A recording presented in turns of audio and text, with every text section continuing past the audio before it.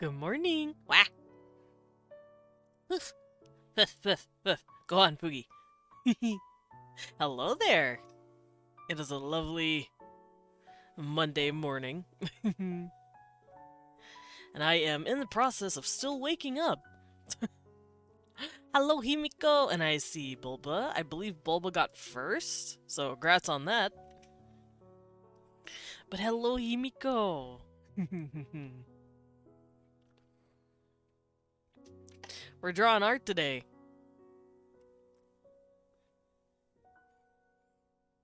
Also, I've added more stuff to my gallery. I can't remember if I did that.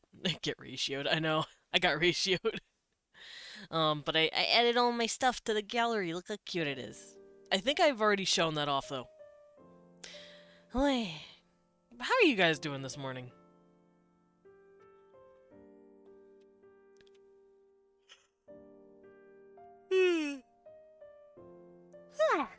Blah, blam, blam, blam. It's a lazy day today. Where's my cat? Okay, he's over there. I had to adjust my chair, and I knew my cat is around somewhere. Exhausted, was gardening all day. Ooh, what kind of gardening? What do you do for gardening? What kind of plants you like to take care of? Oof. Just woke. Agreed, Bulba. I also just woke. Well, kind of. I woke up about, same as always, and got some food. Num num.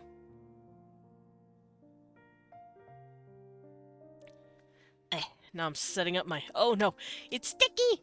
Okay, we're good. I think I might have accidentally gotten a bit of popsicle syrup on my tablet. Not my actual tablet, thank God. My tablet holder, because it wasn't opening, and I was very scared. Ugh, there we go. It's just pulling out weeds and stuff. Ah, I see. Hello, Sagi. Oh. Oh, we have a bunny in the coffee beans now.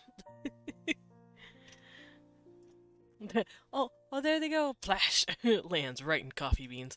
Let me adjust myself here a little bit. There we go.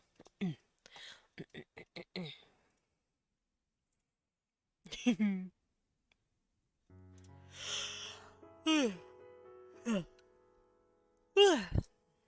out here trying to wake up.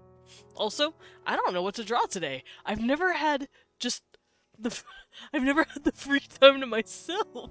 I've never just been able to draw what I want. Not for a while. It's always either been commissions or challenges or raffle winners or like I'm actually sitting here unsure of myself now. What do I draw? Who am I? I know coffee beans were bitter, but that's strong. Yes. You never will. Commissions. Wah! Wait. Do I have to check my commission page? Oh, okay. We're good still. Just go with the flow. Yeah, I was planning on doing something like that. I was probably just going to love post my OCs. If I'm being completely honest with you. Because I haven't just sat down and drawn my characters for a while. Yeah, my OCs. I have like 40 of those fuckers, so...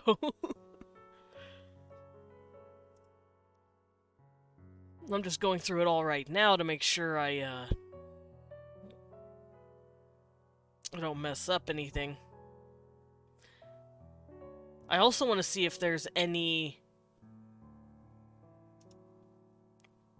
Nope. Okay. I was trying to see if there were files that I've drawn already of any OCs, but no. No such luck. OCs! Yeah, I have a lot. I have a lot of OCs.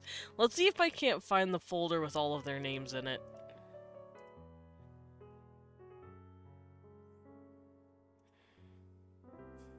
Oh yeah, that's a lot of OCs. Who wants to see how many I have? Oh boy. Oh jeez. Okay, so we're gonna hop on over here. I'm My OC gushing friend, how are you? I'm doing good, Pinguina. We're actually about to hop over and look at all of them. I have a few OCs, but I can never draw the person. I can only draw their outfits. Fair. But you'll get there. I believe in you. I believe everyone can draw if they put their mind to it. Alrighty, let's... Whee! We're flying over here now. Here's my tablet. Hello, tablet. So, these are my OCs. This is an entire fucking list that I've made. I've checkmarked off some of them. I don't even remember what this folder was for. Okay, so. Oh boy. As you can see, I have a list. And this is... Did you see my monstrosity? No, I saw a lovely piece of art, though. Get ratioed.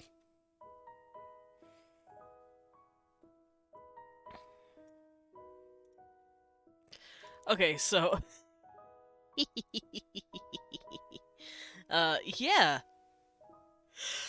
I have a lot. And these are just the ones I know about so far.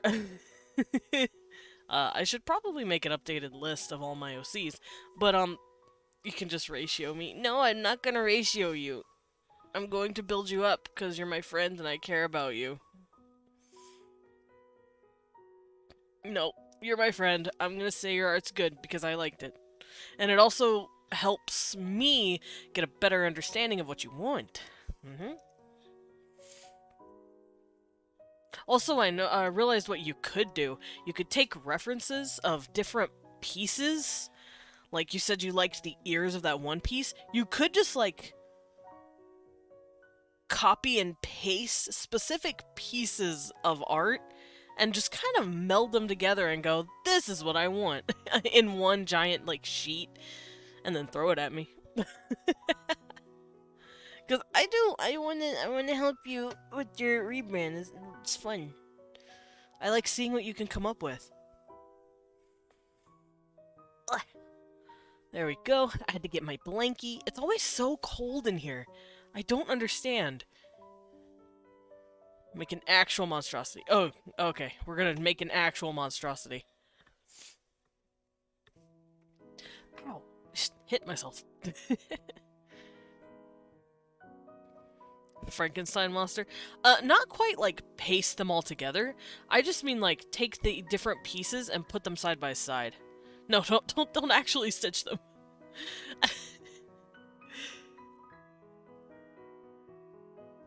I can't tell if I gave out the assignment wrong or if you misunderstood it, but there's been some miscommunication somewhere. Like, make a mood board of different body parts. That's not as bad. That's not as good anyway. No, Bulba's monster is Speven. Steven, and that's our son. That's the creature we made together. Make sure it's thick AF. Hell yeah. Thick.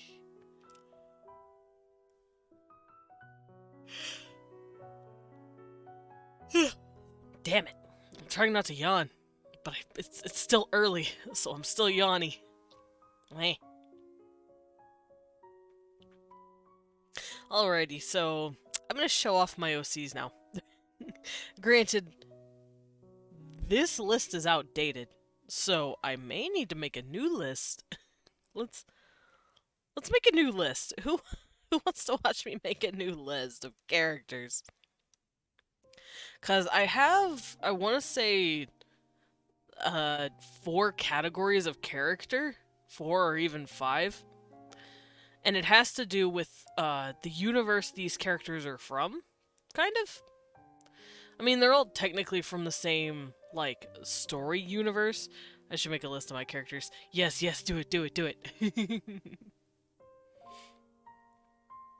But this list that I've made, it puts it into 4 categories. Because while it all takes place in the same universe, and they can interact with each other if fate yields it, I did put them into 3 categories because it's, or 4 categories rather, because 2 of the categories are different realms or like different worlds pretty much, and the other 2 are pre 2012, if that makes sense. So I don't know if I've actually ever told you guys this before, but Leon and I have come up with a series of characters that match with My Hero Academia rules or X-Men rules, where a bunch of kids are starting to get superpowers and they don't know why or where it's coming from, but it happened after 2012. Like something in the human genome clicked for people who were born after a certain time period. I believe it's after 2000. So you have a bunch of 15 and 16-year-olds with a bunch of power. Yeah, it's basically the first generation My Hero Academia. It's when it's first starting to happen, and no one knows what the fuck is going on. So there's a lot of kids being born and showing up randomly with superpowers, and people are freaking the fuck out because they don't know what's happening. However, there is a group of supernatural beings who foresaw this happening and went, okay, we need to shepherd these poor kids to figure out their powers. Because this is a planet, this is a specific version of Earth that has Norse rules, where there's 9 different worlds connected around it. It's connected to the Tree of Yggdrasil. Norse gods run around. Greek gods exist too, but they are it's hard to explain. The gods that we know of aren't actually gods; they're just supernatural beings from these other 8 worlds.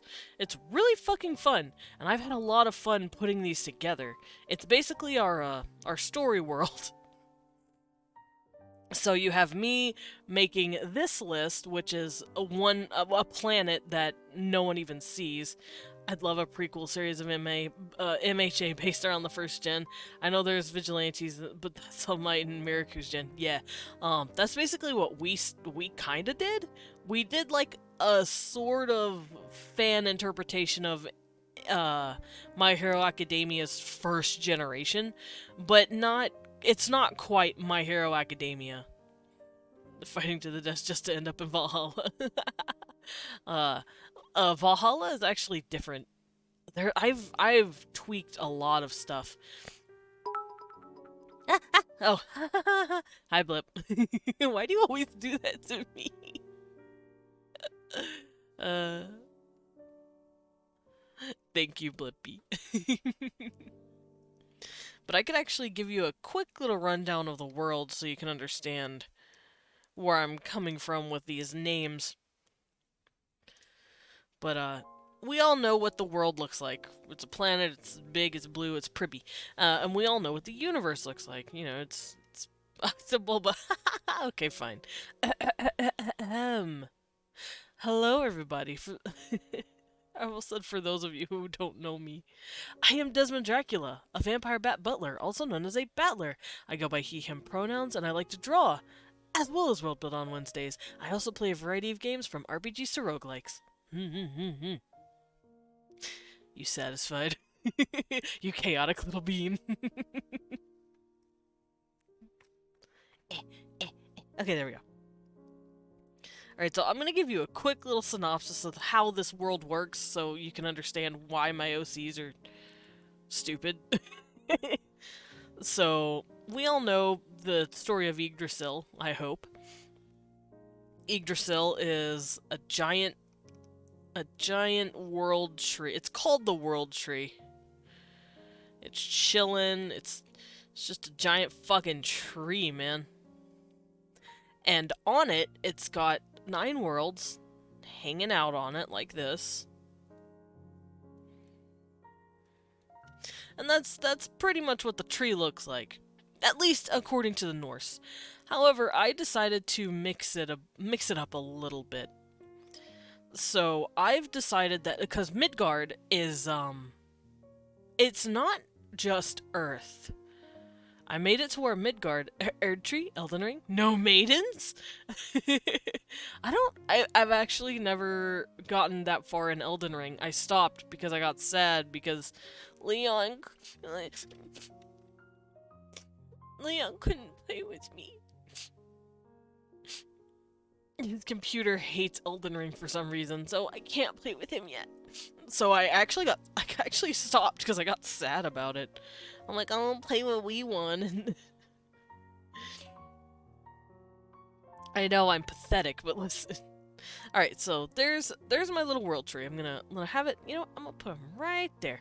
Happy little tree. And that's kind of how the Norse understand their world. A giant tree with like 9 worlds connected to it. And these 9 worlds make up the fire giant home, Hela's home, all these different realms.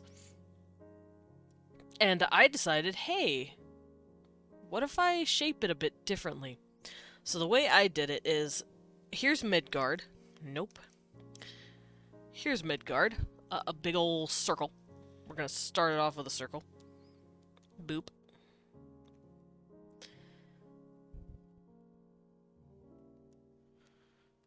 There we go. Midgard. And this is just the universe. Oh.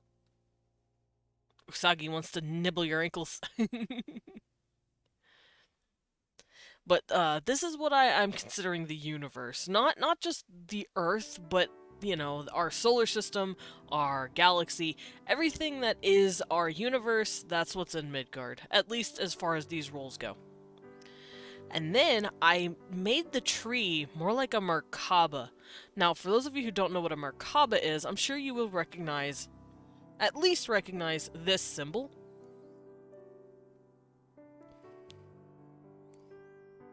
Which is the Star of David.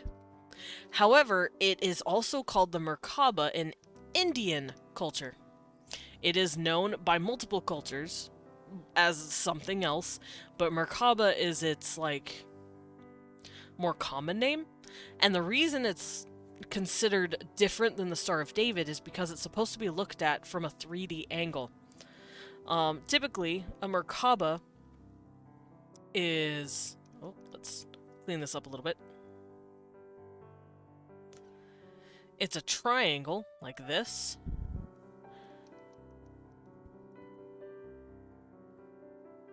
That has 4 sides. It's a 4-sided die, pretty much. And then, it's another 4-sided die, crisscrossing itself, like this. And it makes this really interesting, almost triangular terrasact looking thing. But it's 2 triangles wrapped around each other. And it's really cool. But I realized if you do that, you get 8 points. Because by default, there are 6 points, so it's a die 8. Not quite. It's more like 2 die 4s that have been overlapped with each other. It's really interesting. Let me go find one for you. Like on a 3D level.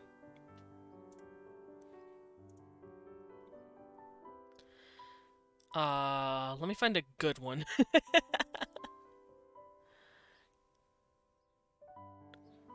Oh, I can't find any good pictures of it. Shit. Oh, this is a nice picture. Kind of. It's very quote-unquote spiritualist stuff. Ah, this is good. Something like this, where you can see this triangle here put together with this triangle here, and they overlap each other. It's really pretty. It's a very pretty star-like symbol. But it's basically the Star of David if it was 3D, or a Merkaba if it was 3D. And like I said, the Star of David, it's 6-pointed. However, a Merkaba is 8-pointed. And there are 9 worlds in... I swear it's some kind of currency in a game. But yeah, there are 8 points, and there are 9 worlds. on Yggdrasil. So something kind of like this. I took each point and made it its own universe. And then I put Midgard in the middle because it's Midgard, it's in the middle. So that makes 9 spots. And that's how I've shaped the universe, or at least this giant realm that makes up this universe. And in that, I have 8 different realms, basically, where all these characters come from. Which is why there's different categories. So this is essentially what it looks like. You have Midgard in the middle, and then you have this big old triangle that connects to itself like this. And then you have another triangle like this.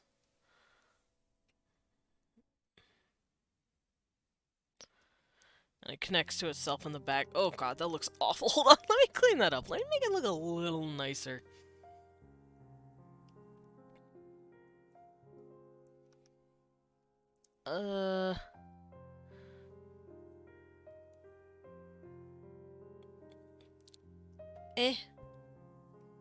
Kinda close enough?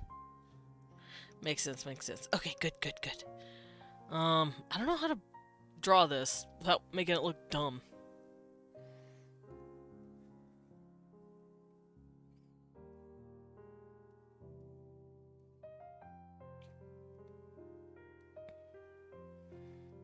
There we go. And then this comes out to a point like that. And this comes out to a point like this. So it's kind of like this. And then each point, like here, here, here. All of these are planets.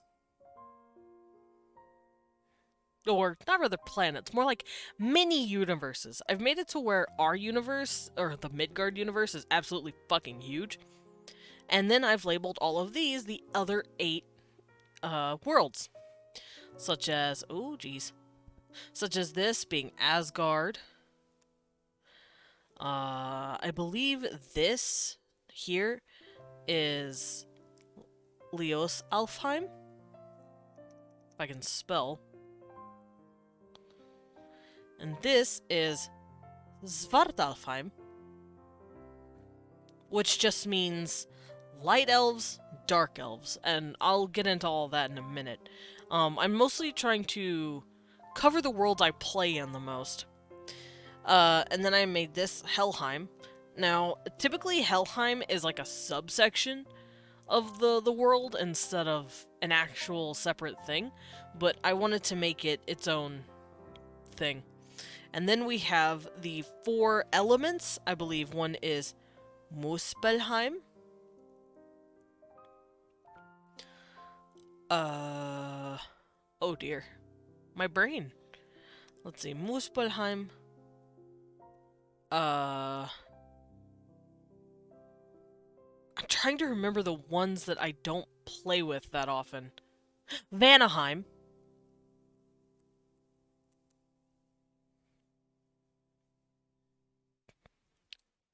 Shit. Then there's 2 more. Because Asgard represents, like, authority and divinity.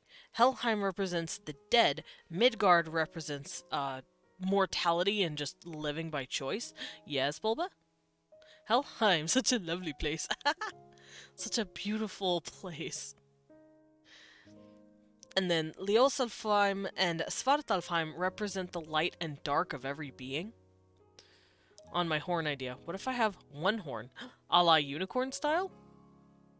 That'd be pretty. Because I have earned my other horn.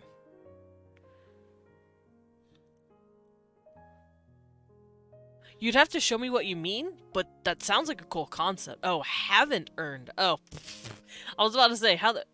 I mean, you'll have to show me what you mean, buddy, and that makes a lot more sense. I say go for it. If it doesn't look wonky to you, try it. Test it out. See what it looks like. Helheim is a great place. Visited a couple times. Nice.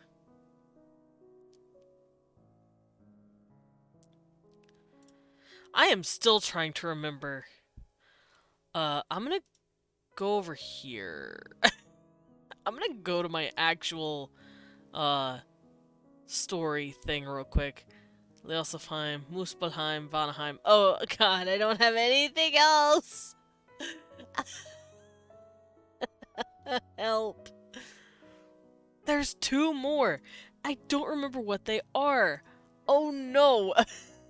Cause okay, like I said, these are the three aspects of humanity basically. This is divine humanity, this is dead humanity, and this is humanity in its life. And then you have light and dark, and then you have the four elements. I believe Muspelheim is fire, Vanaheim is earth, and then there's water and... No, Vanaheim is wind. Jotunheim! Jotunheim.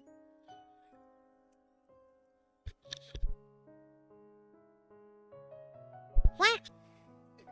What do we want? What do you want home? What? Like a poke. A poke him tummy. I'm gonna be in the living room still. Mm-hmm. I just wanted to see you. Okay. My model's picking you up. It's funny. No, why'd you leave? Okay. I spent my vacations in Helheim. Oh god. But yeah, we won. And then I believe the water place is Niflheim.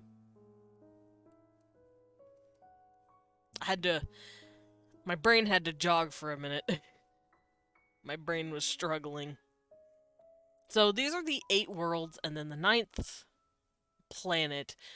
And most of my characters are on Earth in Midgard, and some of them aren't even from any of this because I'm cracked. But there are a specific set of characters that are from Svartalfheim.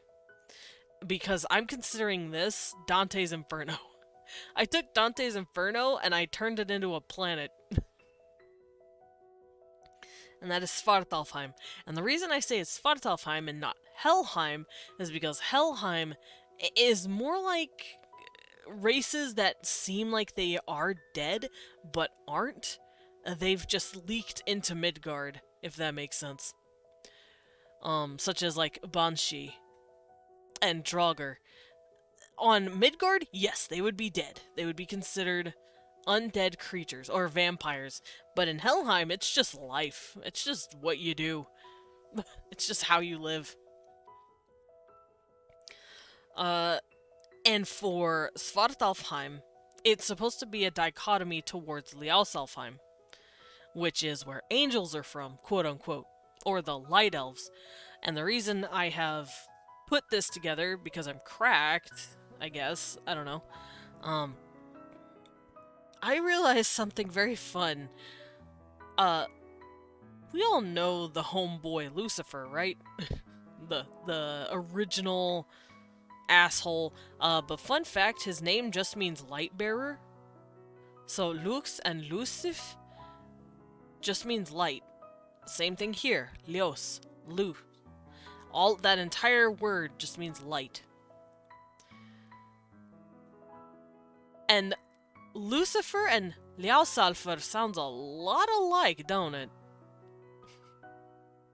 So my brain went, okay, 2 and 2 make Liausalf.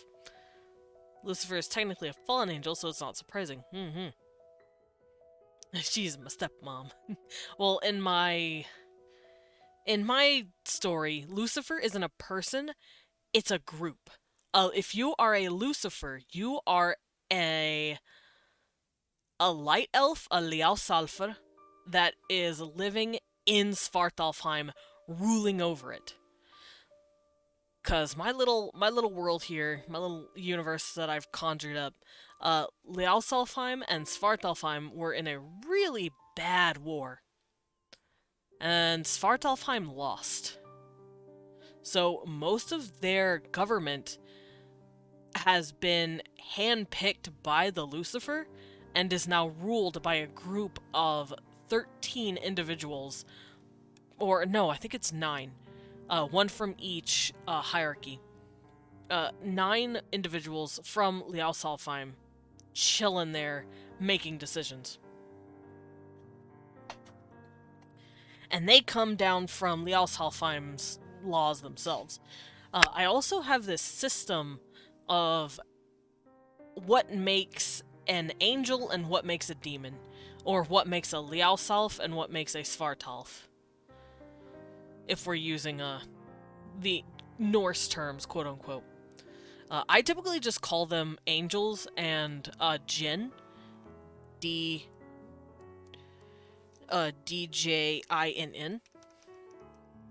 and that's what they consider themselves in Svartalfheim. The natives call themselves Jinn, aka the 72 spirits, or the 72 Jinn of Solomon, the Ars Goetia, all that good shit. It all coincides together. The 72 spirits of Solomon are actually partially from Svartalfheim and defectors from Leosalfheim. For instance, let's take a character that is from the Ars Goetia. He's a character I love and I play a lot, and his name is Vual, or Uval. And he used to be in control of... He used to be in control of time management, basically. Which they can only really apply to Midgard, but he could control aspects of Midgard's time, because he was considered very high up on the hierarchy of the Lealsalfer. But he defected, because he actually fell in love. He fell in love with a human lady, and it made him defect. That pissed the entire group off, so he got punished and got kicked out, basically. And he had to live most of his life on Earth for a while, until Solomon grabbed his happy ass up and said, "Hee hee, you're mine now, I'm gonna control you. I have time on my hands now." Until Vual eventually got freed, because Solomon died and couldn't control them anymore. And then Vual figured out how to get to Svartalfheim and has been just chilling there ever since. That's like my basis of the story. So Svartalfheim has a lot of defectors, especially considering the war was just really brutal and there were a lot of sympathizers for it, and they ended up defecting. So quote-unquote fallen angels are just angels that got sick of their own people's bullshit. If that makes sense. Because I don't portray demons as bad and angels as good. It's just individuals with their own goals and agendas. And the Leoshalfs, or the Light Elves, the Angels, I've worked them into a very specific system, I suppose. I've made it to where all of them are essentially a hive mind. And what they consider quote-unquote God, or what we would call God that they all worship, it's actually just their collective consciousness. There isn't one God that exists in this world. And all religions are very ambiguous. And I know all of the worlds consider Midgard their sun. Midgard is a huge-ass universe, yes, but for these realms, these little universes, this is basically the sun of those universes, if that makes sense. It's like planets going, it's like a solar system of planets going around their sun, but instead of planets and a star, it's a giant universe and little universes. And that's how I've worked my fucking system. For those of you who know anything about Homestuck, I'm sure you can see where I get the inspiration, because Homestuck plays with the same idea, using universes instead of, like, actual wholesale universes instead of instead of planets to make a solar system, as weird as that sounds. And then the Norse actually believed in this too, but outside of this thing, the outer space, so to speak, is called the Gnungagap, as the Norse would say. Gnungagap. It also just means yawning void. So literally, this is just the void on the outside of this whole thing. And that is where other creatures can live in. So you're telling me Midgard, the Earth, where human and normal people live, is a burning star that works as a sun for other realms. Yes, but Midgard is more than just Earth. Midgard is the entire universe. Midgard is the solar system, the Milky Way, the galaxies that are nearby, any black holes that it makes up, the entire fucking universe. The huge ass thing that we live in, which is outside of our realm, that is their sun. That is what's considered Midgard.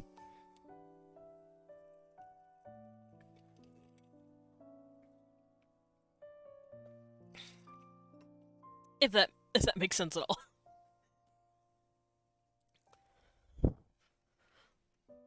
Would it be easier to understand if I drew our universe as a frog? Sorry, I had to make another Homestuck reference. I need to stop. Just... Yes. Well, okay, I'll go Homestuck. The universe is a giant frog,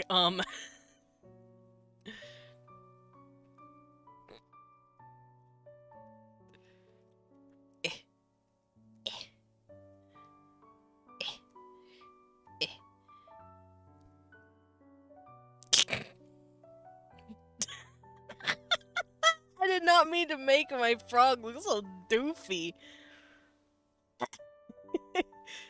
Alright.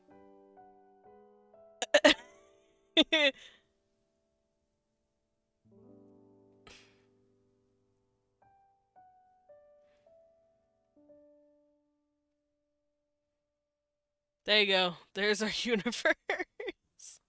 A frog. That looks fucking silly. I apologize. For nothing. But yeah, Midgard is the universe that we're in. And these 8 other tiny universes kind of twirl around it slowly. Making up their own solar system, universe system? I don't know how to... I don't know what to call it. I just call it the Merkaba. Also, fun fact, the Norse believed in a series of rivers that ran between these worlds. These are just those rivers. Which means if a creature is clever enough, they can actually take these rivers and go to each other. However, you can see that the rivers never connect with Midgard. They have to figure out another way how to interact with Midgard. And for the longest time, some of them didn't even realize Midgard was a thing they could touch. Ooh. There we go. I had to clean my tablet a bit. But yeah, for the longest time, they couldn't figure out how to get to Midgard. But it's easy once you're able to get in contact with a creature that lives in Midgard and have them summon you. Which is why we get summoning rituals for demons or praying for angels. It's just a human being's way of connecting to these other realms. Because that's literally the only way you can do it. There we go.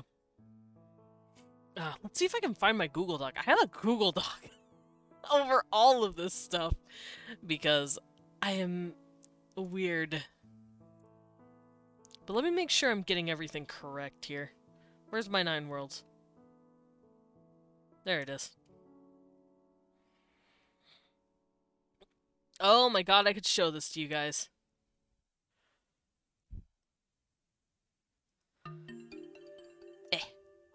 Here, let me drop this on you for a second. So I can show you my, the chart that I pretty much made for you here. This is the chart that I made. It looks a lot better.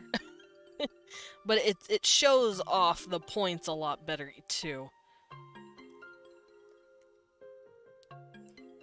Yeah, Ginungagap is out there. I wrote down, the 9 realms are what make up the fabric of this dimension, with our planet and universe, also referred to as Midgard, being the direct center of it all. Each world is said to be on a cosmic point that, when combined with the rivers of energy that flow between them, creates the shape of a Merkaba. So, I'm not bullshitting or making this stuff up on the spot. This is stuff I've had written down for a while.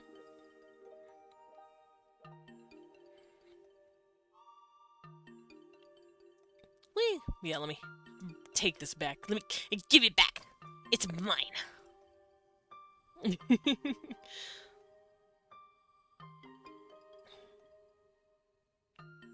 Alrighty, so I'm gonna turn that off for now. And we're going to get into the meat of my universe here, my people. So, I'm almost done with the thing you told me to make. Yeah. I'm ready.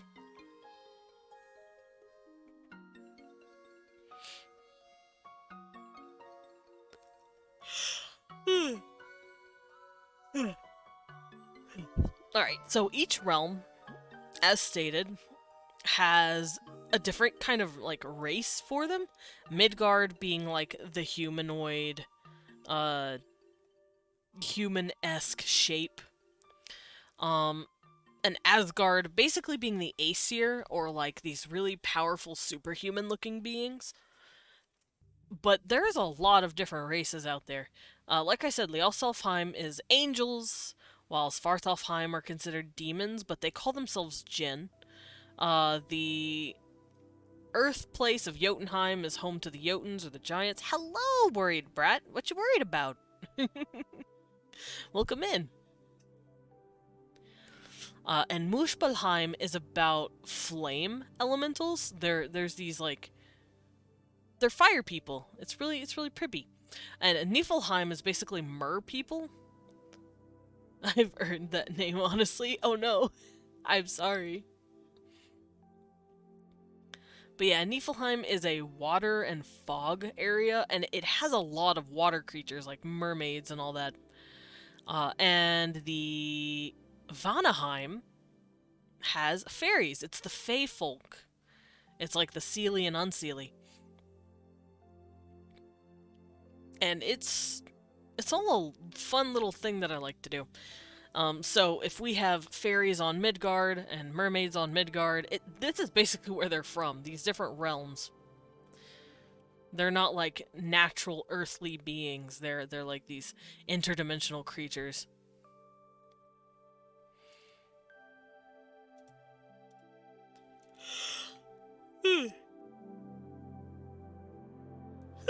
Damn it. I don't want to yawn anymore. And so, now that I've explained how the world works, I can now Himiko. Betrayal. But thank you. But yeah, these are the Jinn that I was talking about, by the way. An entire list of demons.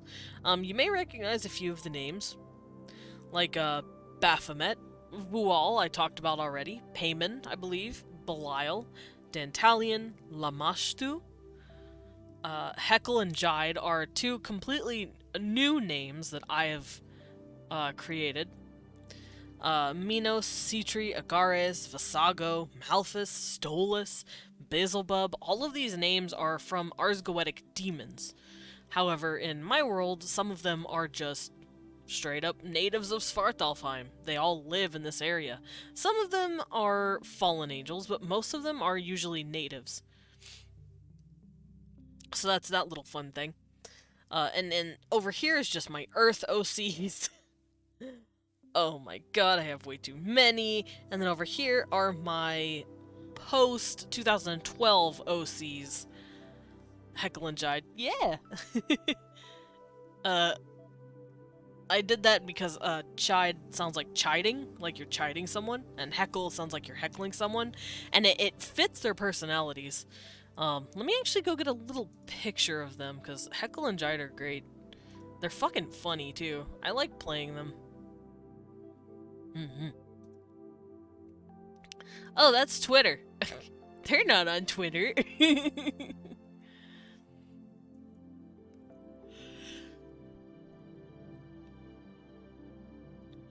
You cannot stop a boy from pulling up Twitter. Where's Heckle and Jide? Where are those cracks? Where are those cracked individuals? Aha! There you boys are. Now this picture is a little old, but I'm sure you can tell which one is which. They are lovely. And this was really fun to draw. This is Heckle, and this is Jide. They also have a tail. But you can't see it in this instance. But it is purple.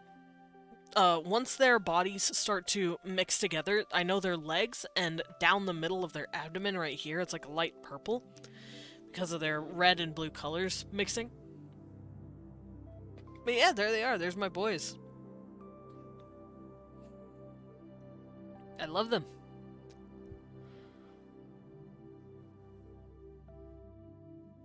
And as for Earth, this is mostly just a bunch of werewolves and vampires. I like the different colors. Thank you. I'm glad. I had a lot of fun drawing them.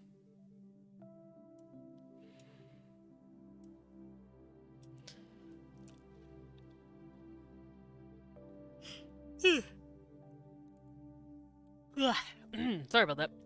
But yeah, they work out really well as a demon or a djinn from Svartalfheim, but they also work as a two-headed tiefling for D&D campaigns, and that's what I've used them before.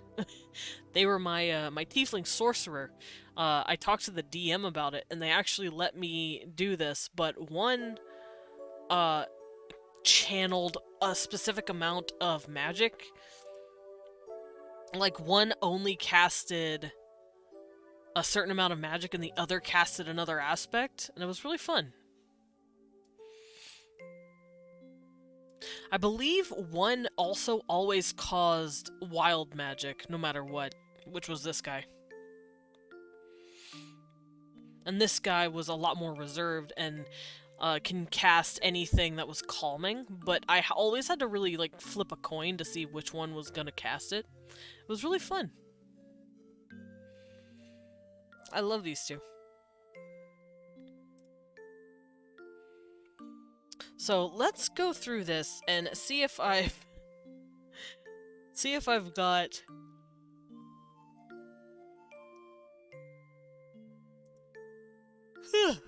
Weh. See if I've still got the OCs that I think I do. If that makes sense. Because I have way too many. And these aren't counting any comic characters that I want to make. Wah. So let's choose one to just randomly draw. Oh yeah. That was an old picture I was doing.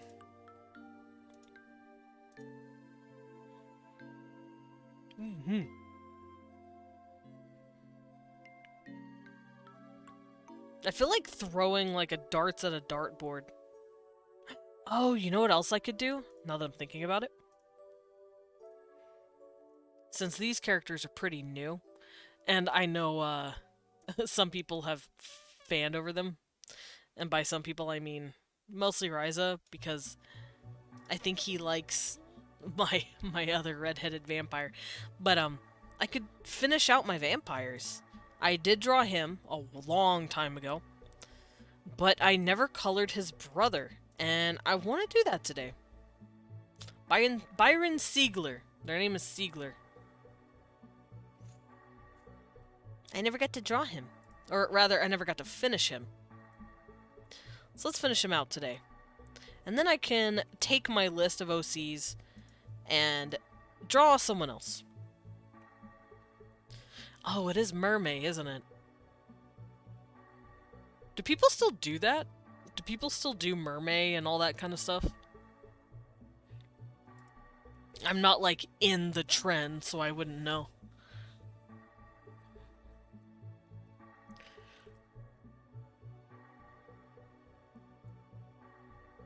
Alright, let me warm up my little hand.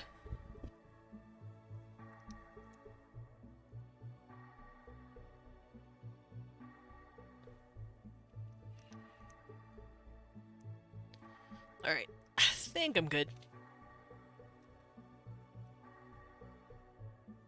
Alright, Byron. I'm giving you a face.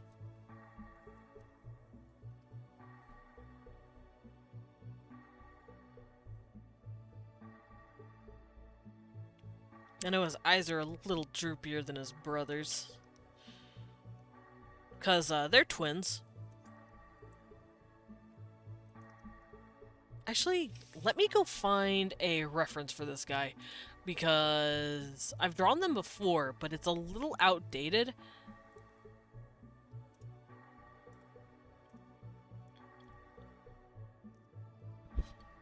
Nope, that's not what I wanted to click. There we go. There they are, my boys. And this is who I'm drawing right now.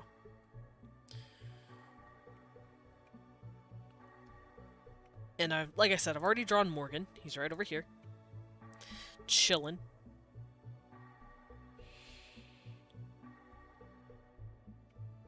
So now I'm gonna draw Byron, my boy. It's the boys. It is the boys. It's my lovely lads. And he kept his earrings this whole time. What a cutie.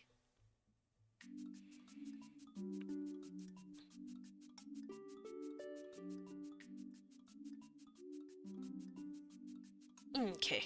It doesn't really look like I've given him a whole lot of eyelashes. But it is thicker on top like this.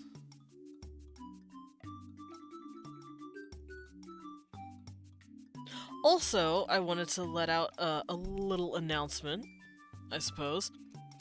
Leon will actually be off work in about 2 weeks. Because he is a teacher, so he doesn't work during the summer. And whenever he is off for the summer, I want him to actually join me for some of my streams, specifically my Friday streams, because I want to start playing Mario Party. And I want him to be there with me and hanging out with me, and I want him to talk some of the characters with me. Because we never finished it, but we started to play not Mario Party, Paper Mario. That's what I want to play. I want to play Paper Mario with him. And we started to play it with each other a long time ago, and then we just stopped. We never got very far and we never beat it, but we did give the characters voices, and it was the funniest shit I've ever seen. And I would love to do that again with them. So I want to see if he'd want to join me every Friday for Paper Mario. Not Mario Party. I lied about that. I lied about that on accident because I'm dumb. But I think it'd be a lot of fun. Oh, Byron. Why do you have such a sour little face?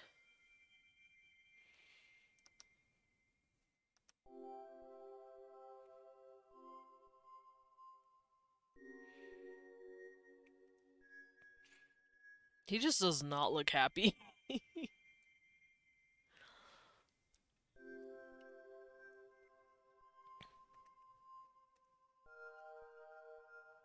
Alright, yeah, you have a tick in your nose right here, buddy. Just like your brother. So he has a little boop.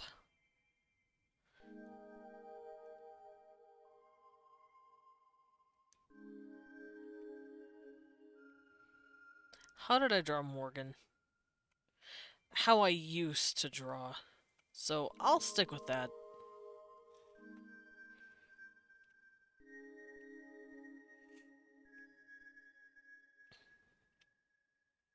Hmm. I'm back from dinner. How do we go from Norse mythology and lighthouse to vampire hotties? Cause I guess I got on a tangent, but the original point I was trying to make about Norse mythology was that, I have OCs from different realms, and these different realms encompass basically the 9 realms of Yggdrasil. One of them being, the Dark Elf realm called Svartalfheim, which is just hell. Or what we would consider hell, like Hades, or, not Hades, more like Tartarus, where it's like fire and brimstone, and it's Dante's Inferno, pretty much.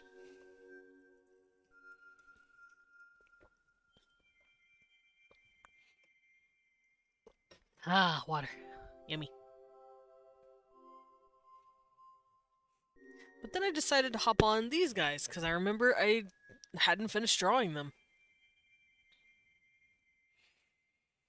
Oh, Byron, I miss your smile. He's usually very smiley, because he's a chittery little shit. But, he's not had the best life. Since I've drawn them here. There's been some shit that's happened over the course of the years, so he's not happy.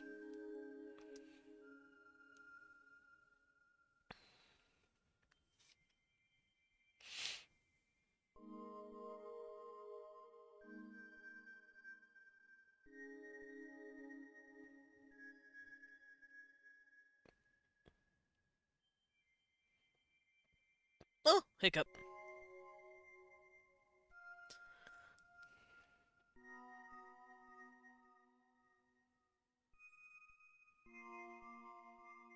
There we go.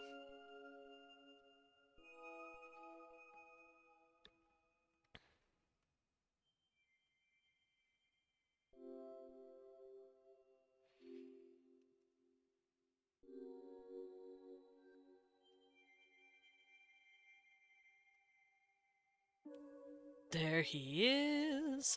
It's the boy.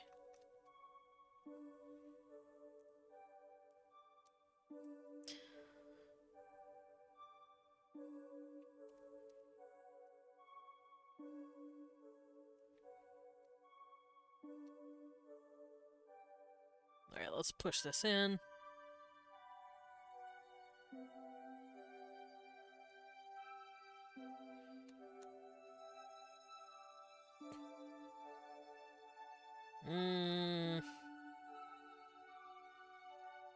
I'll keep that at where it is.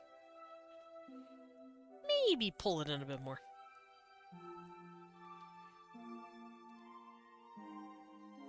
There we go.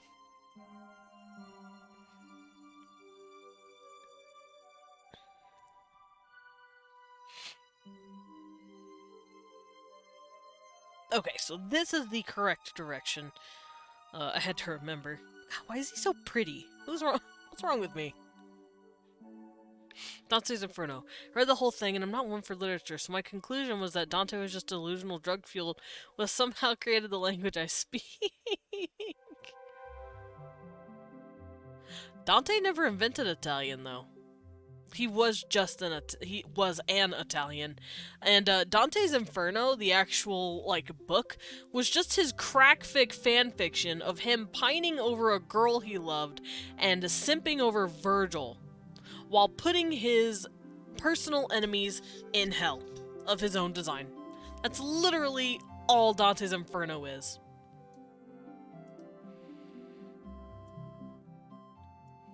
And if that's not a gross oversimplification of something that is completely true, I don't know what is. That man's was cracked. He wanted to see some of even the living popes in hell. Kind of. Him and other two basically wrote in the Italian we know today. Oh, well, they wrote in the Italian.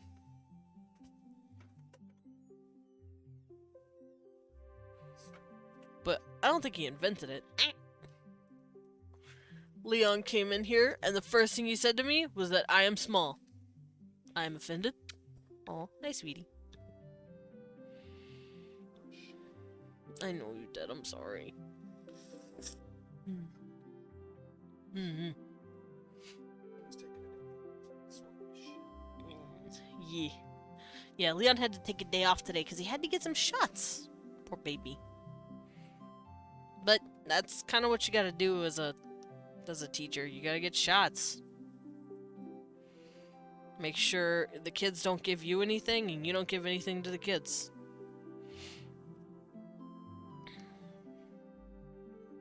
Byron, where's your eardrum?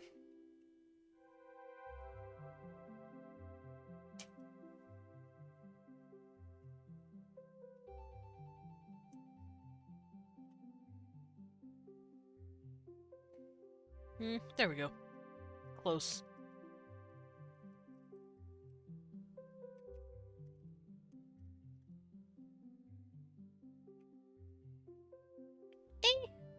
I guess. There's a lot of dialects but no real language as a whole. Oh, interesting.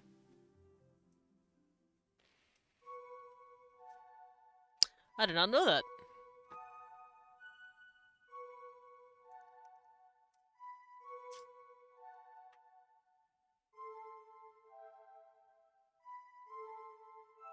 Alrighty, I need to draw your dumb little face.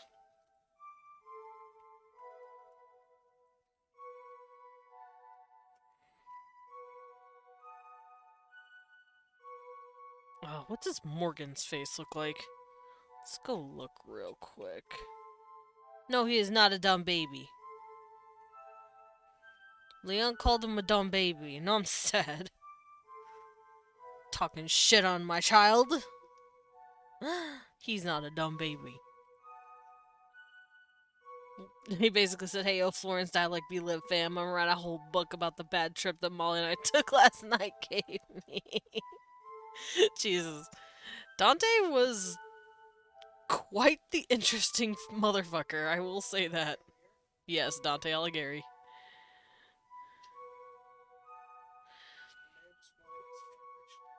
That's true, the man did just want his fanfiction. How do you feel that a Christian fanfic writer, took down your language, basically?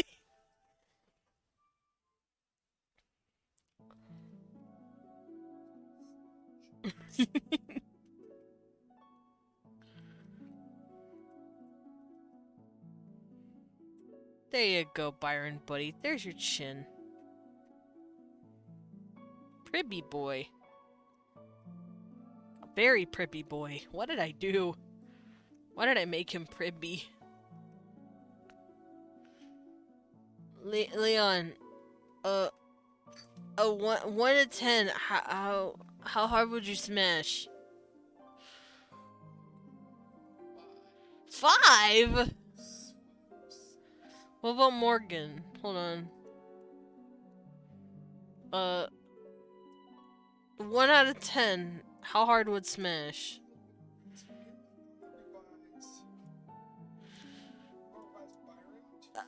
Uh-huh. A 4? Oh, that's so mean. But him pribby. Okay, what about just his face? That's so mean. I keep hearing a 5s. Leon's bullying him. Mother, I'll give it to you, fucker, even if his Ghost Hallucination GF didn't want it.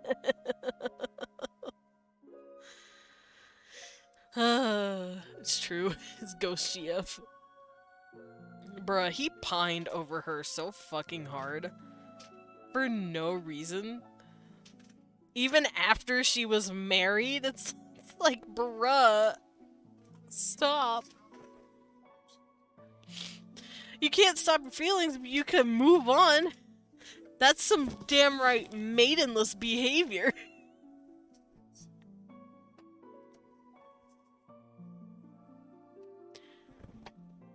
He also simped over Virgil.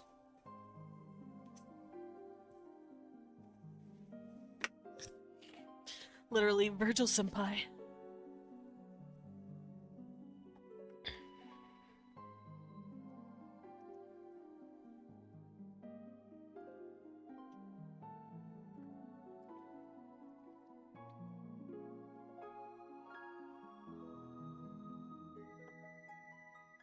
Ah.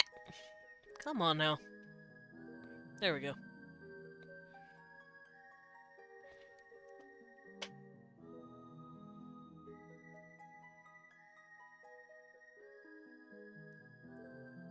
Blech. I had a cat hair in my mouth.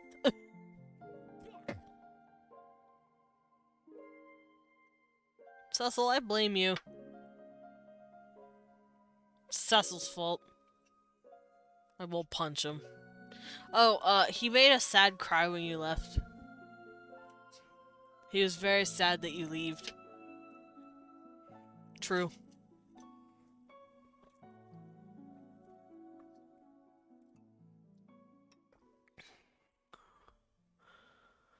You okay?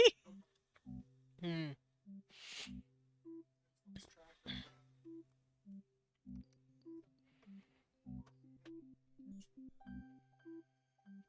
Please don't lose thousands of dollars.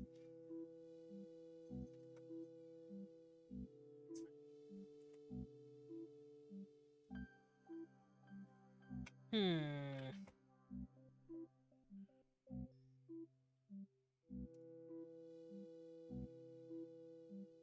I might give him the undervest that I gave him in here, but I'm gonna keep the vest off.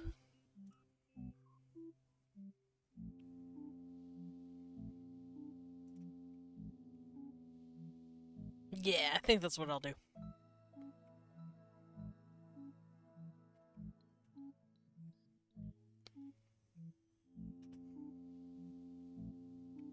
Alright, I'm gonna give him his earrings. His pretty earrings. Ow, I just hit my elbow. Well, that was fun. Okay, so his earrings are hoops. I forgot they were hoops. Wow, I sneezed. But I kept it closed, so you guys didn't hear it.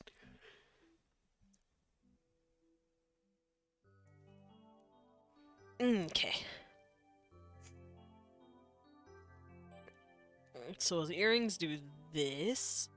I have to draw these first so I know where it's going. Oh no, I have to sneeze again. Meh. Hubba hubba hubba hubba. Help. Help, I keep sneezing. Alright, I'm gonna give it this little boop.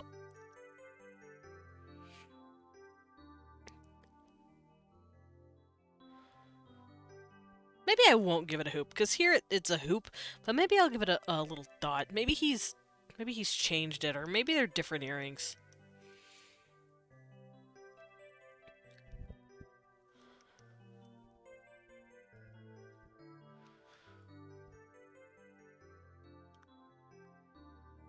And then they're dangled. They're like tassels, pretty much. It's like a pretty metal threads or something, like pretty tiny little chains that are all in this like metal cap. They're very pretty. Very pretty tassel earrings. And I don't think they're silver. I think they're made of a pewter. Because he's a vampire. He can't handle silver.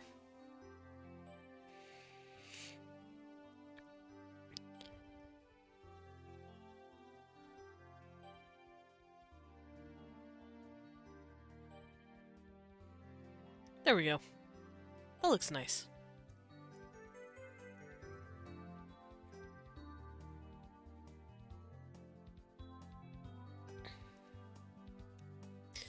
Now let's turn it this way, because it is hanging on this side of his face too.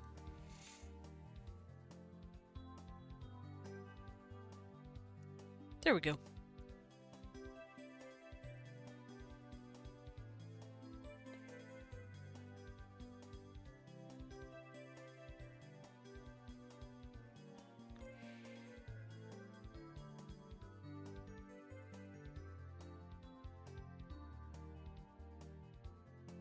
There we go. Earrings. And since I'm here, I'm going to give him his hair.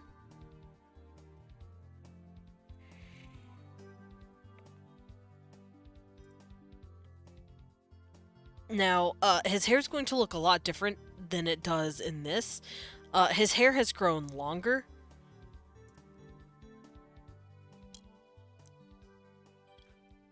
Oh, and I've also, as you can see, I've changed the tints of the hair. I've made them a bit more red. Because as much as the orange is pretty, and I like the orange, it just doesn't, I don't know, it didn't look as vibrant as I wanted to go for originally. So I edited the color for this guy, for Morgan, to test it out. And I really like how it came out. So their hair is going to be this color orange, or red-orange from now on.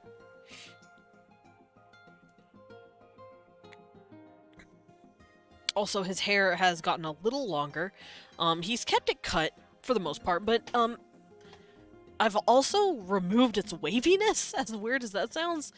His hair isn't as wavy as it used to be. I don't know if it's because he does something different to it, or if it's just I chose to make it less wavy. It's just, it's less wavy. Oh! Oh, my tablet's okay. That was a hard little thump. Whoops.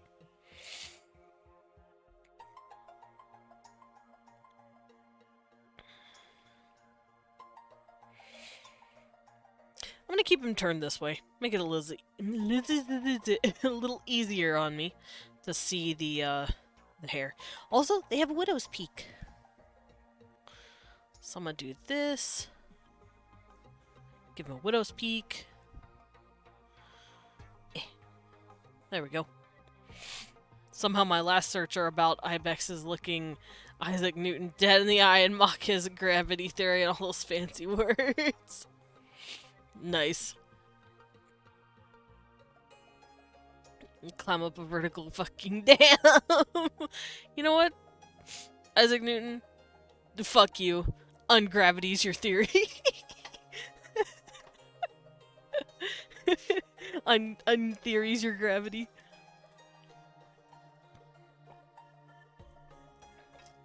It's beautiful. Alrighty. So his hair is parting here now.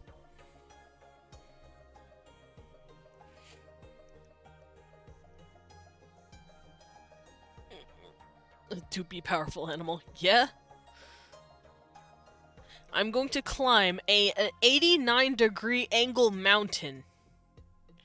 Fuck you. Isaac Newton, a little punk-ass bitch.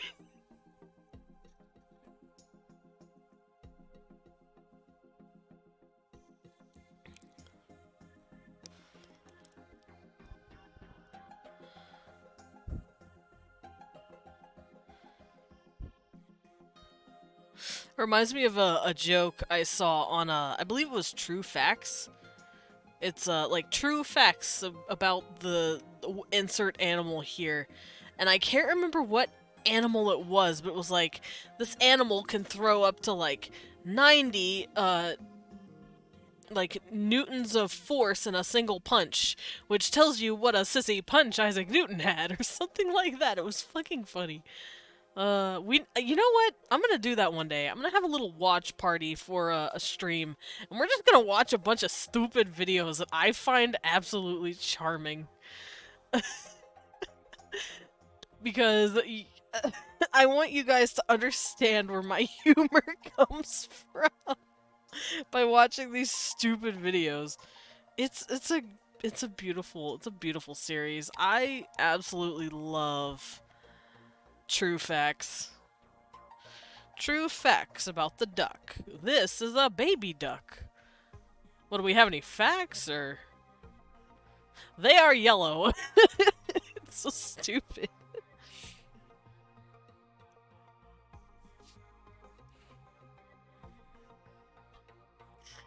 Ugh. It's also a bird that re-evolved itself into existence just to fight God and Charles Darwin. Nice. God, dodos could never.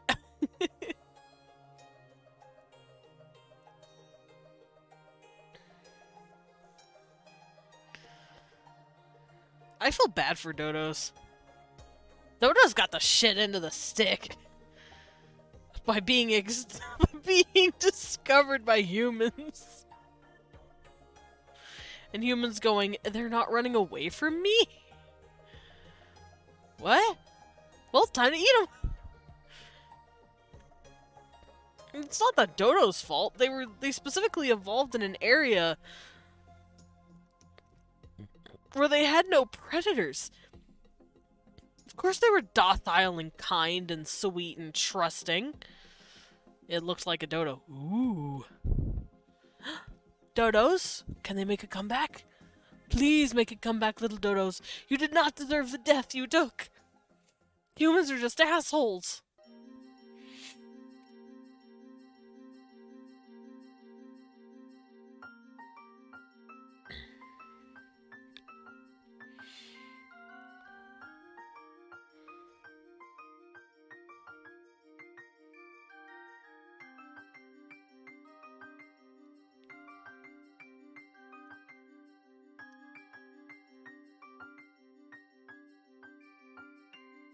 Oh.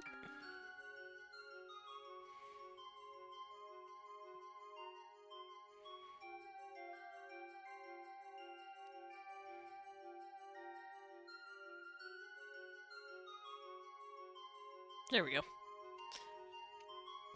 Oh, you know what else I could be working on? I do want to make a comic at some point. And I could be working on some character concepts for my comic.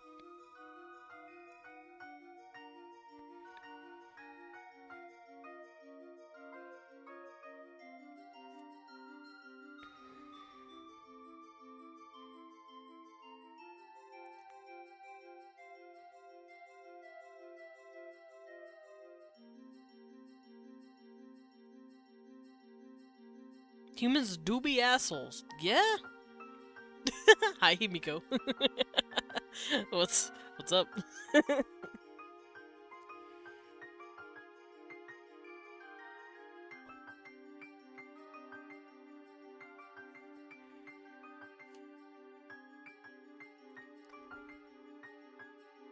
Alright.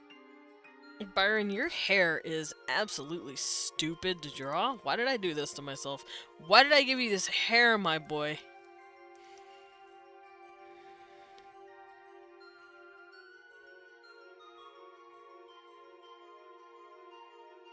I just hear comic and neuron activated. Yeah! I said I might, I could be drawing character concepts for my comic.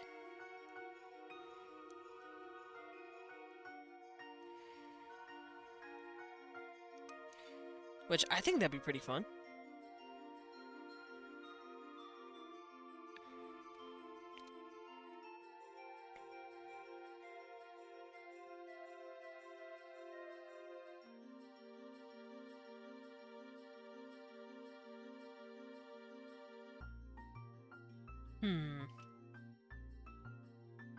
Byron, why do you look like a Karen that's getting ready to just yell at the manager?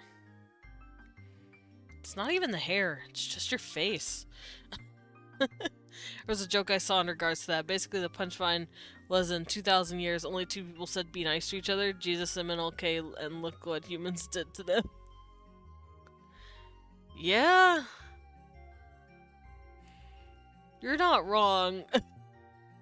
You're not wrong.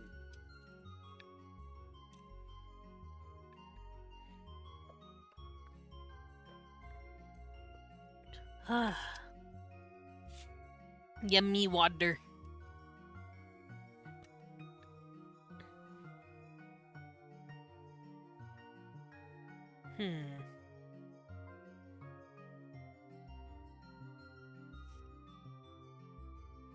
Yeah, I think I might swap over to some comic OCs here in a bit, too. Once I finish up Byron.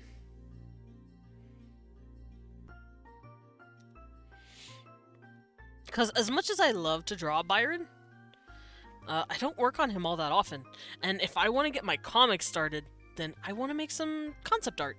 Also, I could use it as a sort of sneaky peek preview of what you guys will have in store for you whenever I eventually do make the comic. Because I would want to share it with you guys. It sadly won't be on, not a platform, but what is it? It won't be... You making a comic? Yeah, I'm making a webcomic.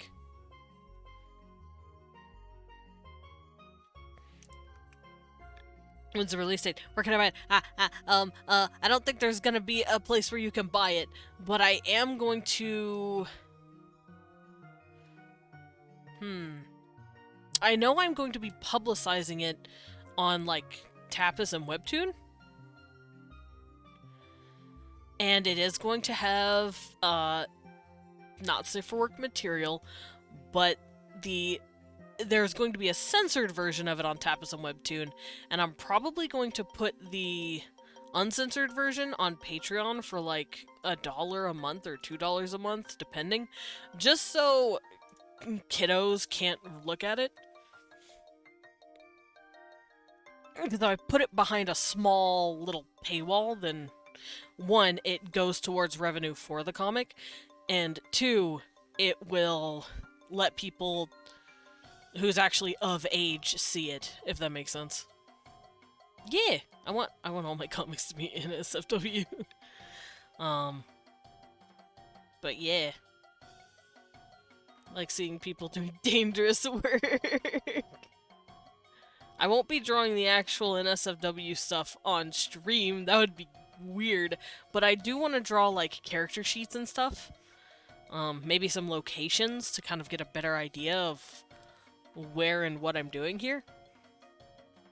Because I know I've talked about making a comic multiple times on stream, and I know I've told people about my ideas, but I don't think I've ever gone over the details, and I think that'd be a really fun opportunity, and to get people better, I guess, excited and prepared for it, because I'm excited for it.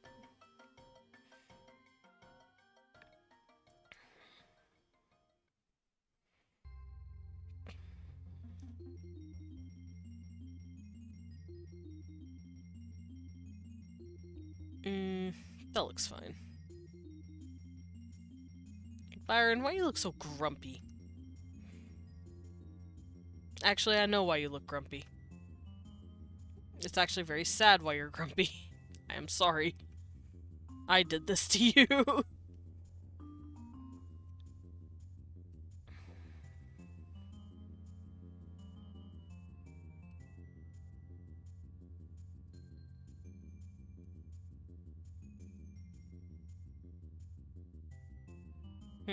That's a little too big. Let's fix that.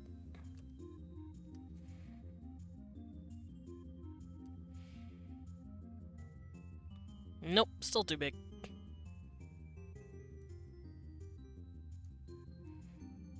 That looks better. Oh. Oh.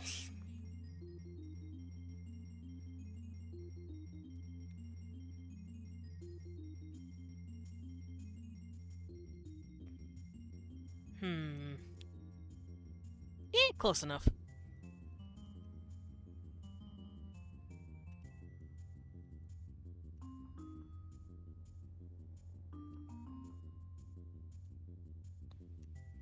Now I just need to shrink this a little bit. Like so. Nope. How? Where's the button? Oh. There it is. Alright, shrink that in. There we go. I'm gonna DM my document of things and then lurk, because I'm gonna go hang out with my cousin to play Magic Man. Nice! Alrighty, I will look at that, and I will let you know what I think.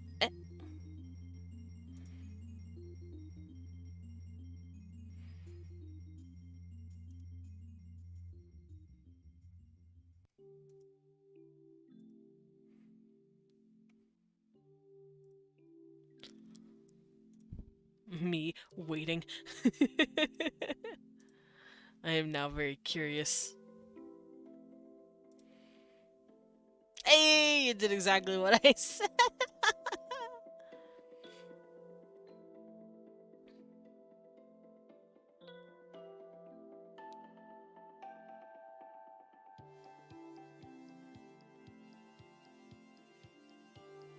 This actually helps a lot. Thank you, Bulba. I can play with this later.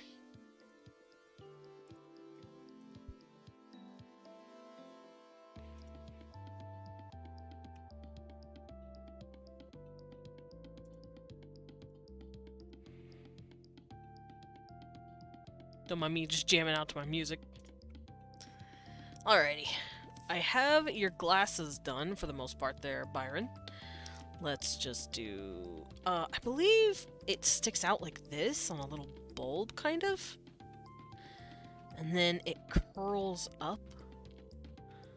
Because it's like an older pair of glasses.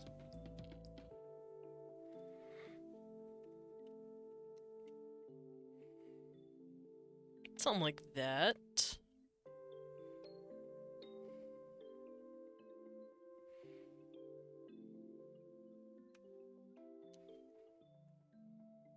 Oh. There we go. That looks much better.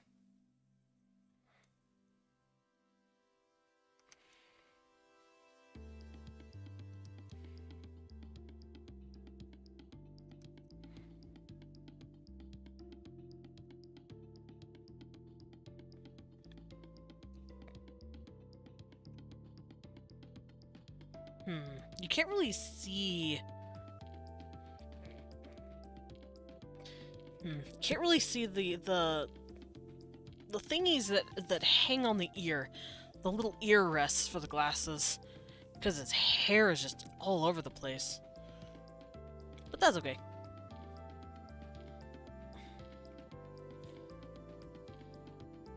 Ugh, hiccup.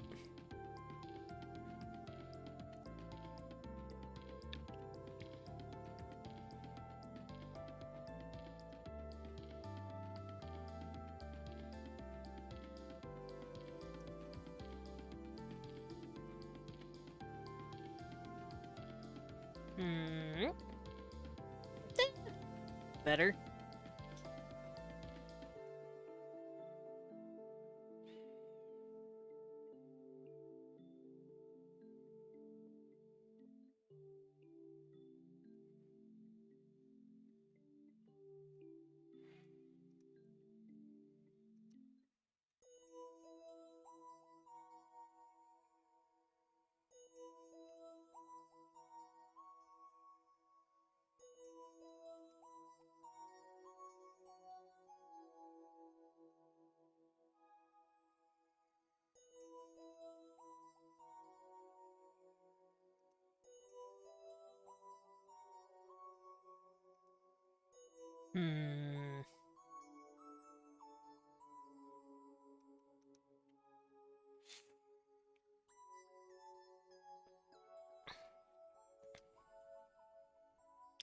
Kippy! Hi, Kippy. Are you looking for Leon? Are you sad because you can't find him?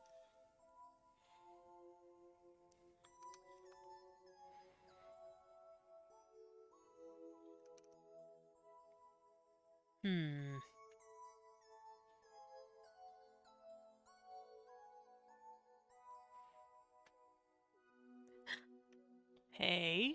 Oh dear. Oh, hold on. I'll be right back. Oh no. Cecil, no.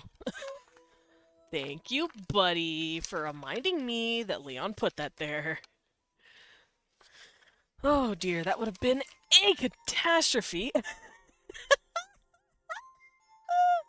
Leon decided, because he came home today because he had to get a shot for his work, so he didn't go to work today.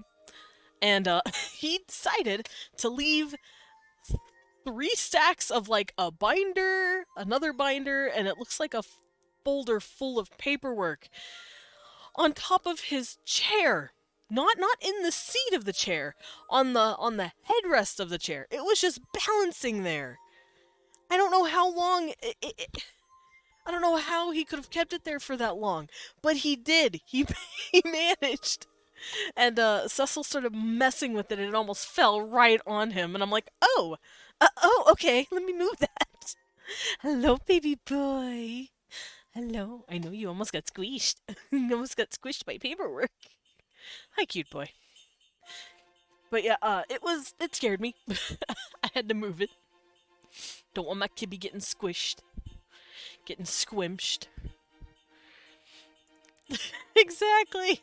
Yes, it do help. Have good lurk, Boba.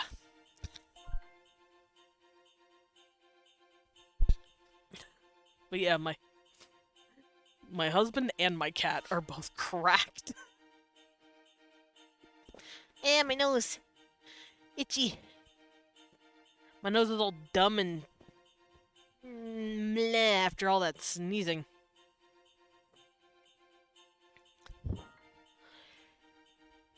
Alrighty. There you go, Byron. I think that's enough. Hey, Cecil. Be a good boy. Don't mess with that. Thank you. Cecil! Brat! You stop that. You leave that alone. You stop it. Little baby boy. Cecil's trying to get into stuff.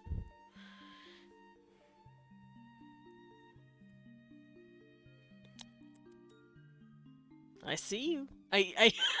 Okay, so he's trying to mess with something on our shelf. And every time I get onto him about it, he gets quieter about it. He's all, pap, pap, pap. Like, stop it. Pap, pap, pap. Cecil. Pap, pap, pap, pap. Like, the gentlest little taps. He's trying so hard to not get my attention. If I tell him no, he goes, okay, I won't not do it. I'll just learn how to be quieter about it.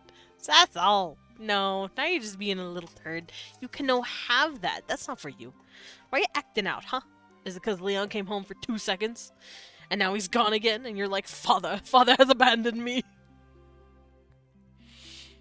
Sneaky. Yeah, he's trying to just sneaky sneak. I'm like, Cecil, you are not clever. He's such a fucking card. He's such a character. I love my cat. Even if he is an absolute brat, he's my brat. Hi, Gibby. What's up? Have a kiss? No? Okay. He said, you are not the one that kisses me. It is the other father that kisses me. You are but a stranger in this household. Hi, Gibby. You're cute.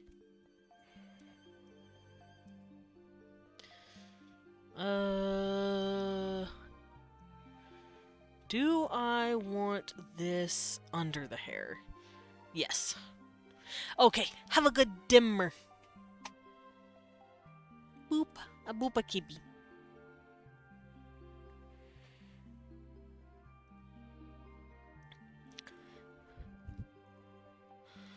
I'm gonna erase this, maybe some of the eyebrow, because I don't erase all of it anymore. I used to, but now I don't. It's such a weird thing I do now. Hi, cute boy. Oh. My cat's being precious.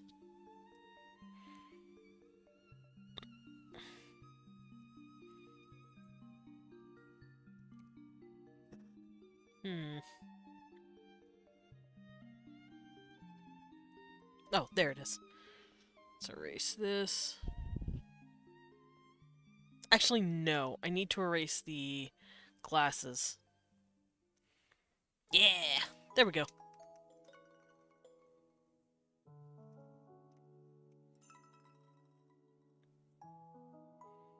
Yeah, that looks fine.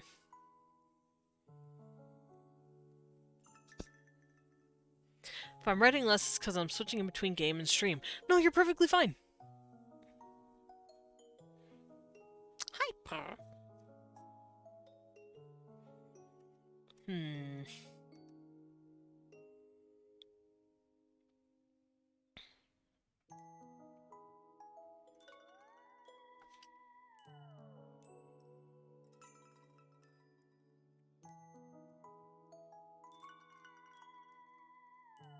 Oh, that does not look good. Let's redo that line.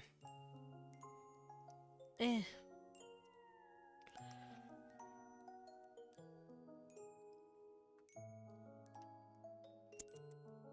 Don't claw that baby boy. Be a good. Ow! Why'd you bite me? I was trying to move something. He got very upset with me, I see. Ow!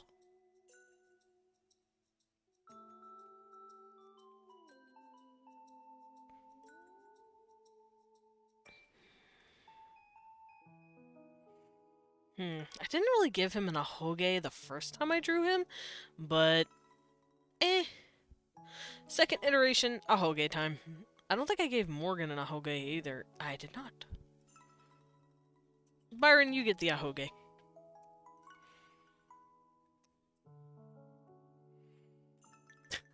Silly cat. He is laying on Leon's desk, but specifically he is laying on the documents that I put down. I wouldn't call playing Destiny 2 listening to stream and having sea shanties as a background exactly completely fine, but it is what it is. Nice. I can't even blame you for having sea shanties on. Also, I'm sorry about Destiny 2. I have never played it, but I have friends who have complained about it. And oh boy, are their words colorful. Oh boy, do they paint a picture. uh...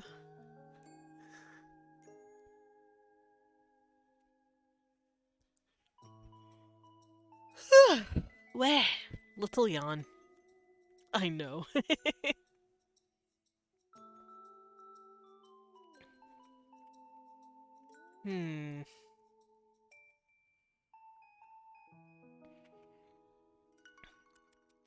Little boy. What you doing? Complain about Destiny throughout my 1.8k hours in it. That sounds about right.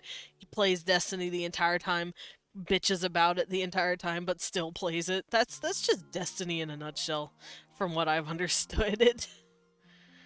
Oof. Hi, Kibby.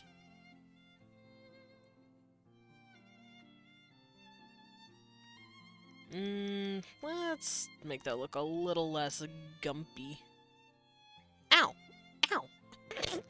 Cecil's tail was thwacking me in the head. He hopped up onto my chair. Hey, don't be acting crazy. Be a good boy. He hopped up onto the headrest of my chair, and his tail was just thwacking the back of my head. I'll have this slit because it's where he would have put this very pretty button.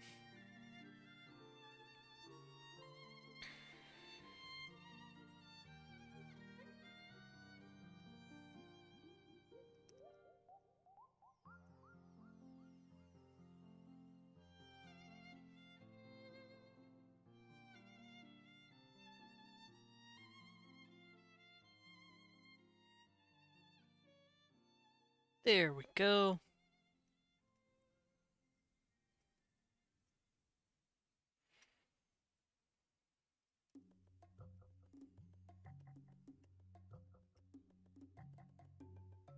That looks pretty good.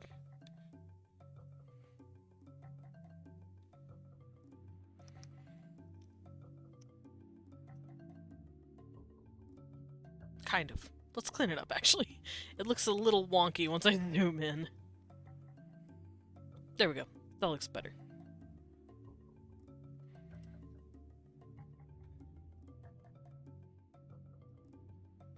I can also...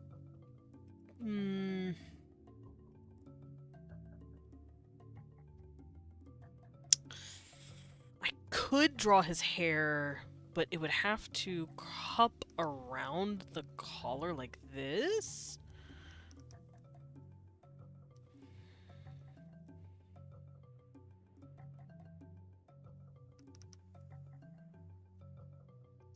Something like that.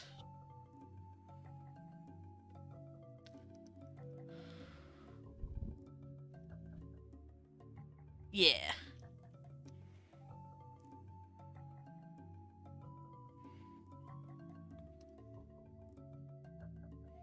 Yeah, something like this. Then this will be another strand that pokes out. Like that.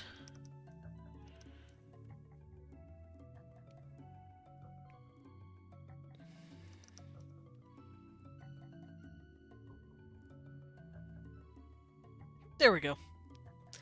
And then he'll have some hair up here that folds in. And that should be done.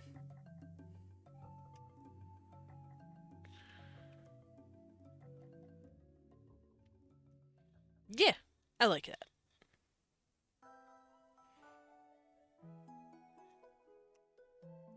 And this will be a gap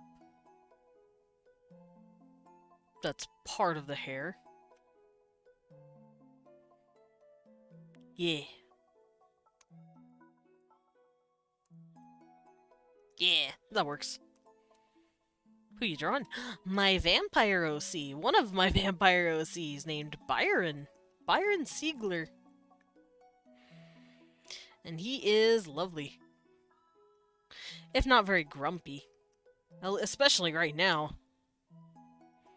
Very grumpy boy.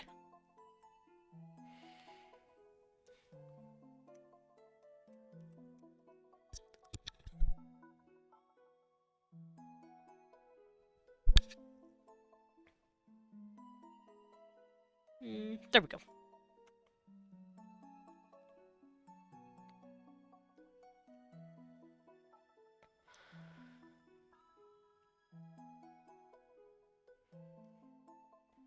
That looks dumb. Let's fix that.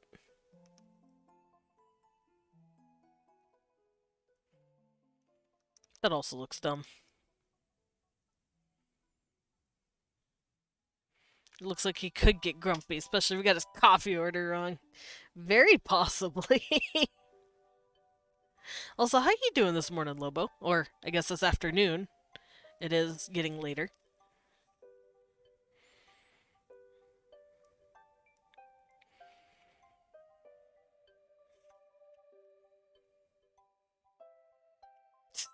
Wagga wagga wagga.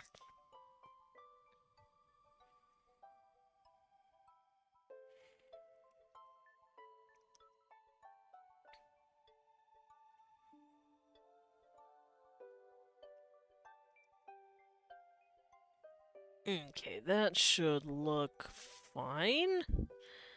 And then this comes out. Good, still exhausted from the weekend, but doing good. Oh, I'm sorry you're exhausted, but I'm glad you're doing okay.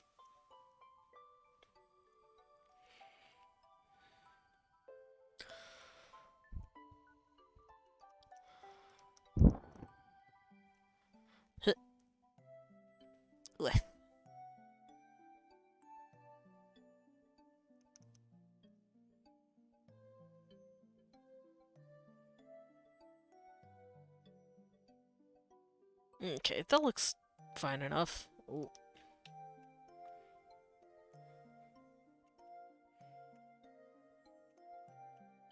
There you go, Byron. Oh, I'm almost done with him. Wah. At least I'm almost done with his hair.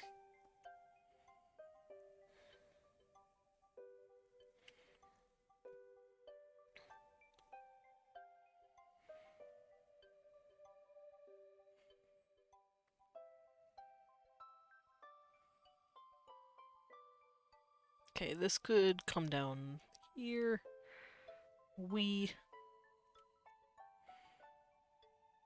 Oh, that looks awful. I should have warmed up my hand a little bit more.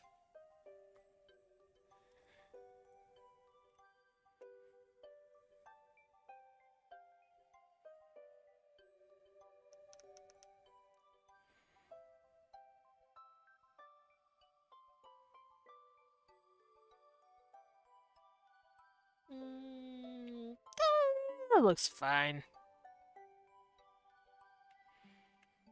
Yeah, why not? There you go, Byron. There's your hair.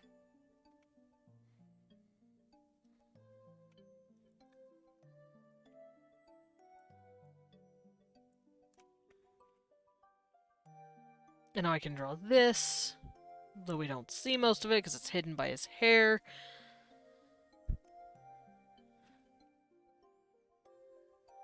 And just like this, I'm going to give him his button. It's like a pendant almost, but it acts like a button. He can like clip the other side of it onto this piece of the collar.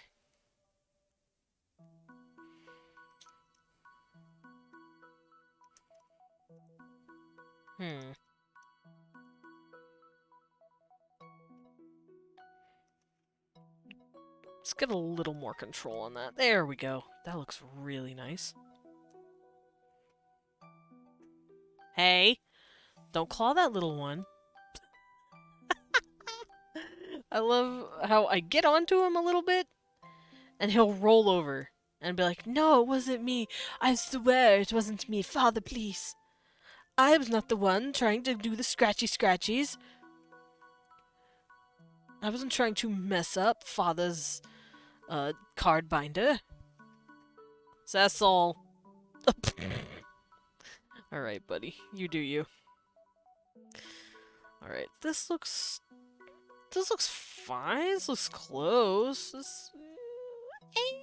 Close enough. I'll keep that.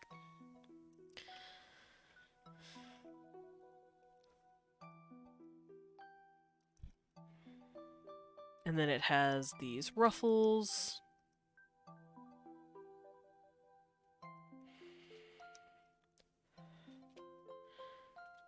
Like the... Hey! Cecil, stop clawing. Boop. Go on. I'll put this on top of everything. Ha ha! Now you can't claw it. Hello, Pat. How you doing? How you doing this morning / afternoon? Ugh, 'cause I'm doing okay. I'm just hiccuping and sneezing and drawing. Drawing my vampire OCs.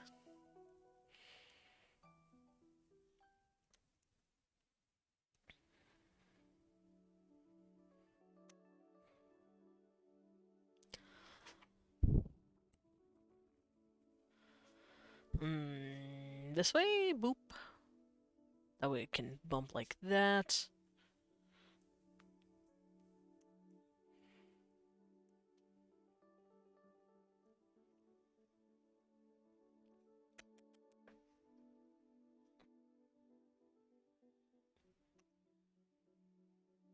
Okay. So it's connected with this button. So I'm going to bring it down and then bring this down. Okay, so if this is the first button that connects with like a button behind it and he slips it on, I think I'll put a button, because I didn't put buttons here like a dunce. I'm good, just chilling at the moment. Nice. Just giving yourself a nice little rest. My music is so quiet. There we go. Mario music sure is quiet. Alright, so this will be the big button, so I'm going to do a smaller one here.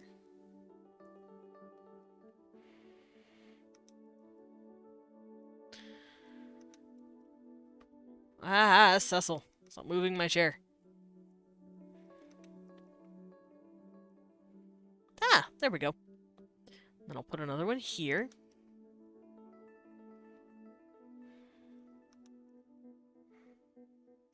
If I could draw a circle. There we go. Then I'll put another one here.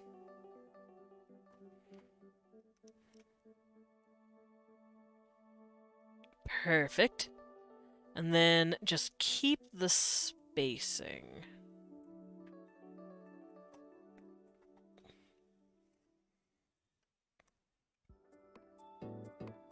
So the spacing would go to about here.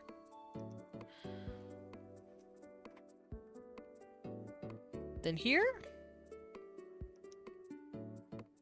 Question mark? I guess I could draw a bunch of circles and then space them out personally.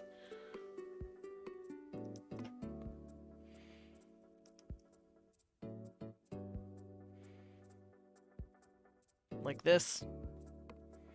Ooh, that was a nice circle.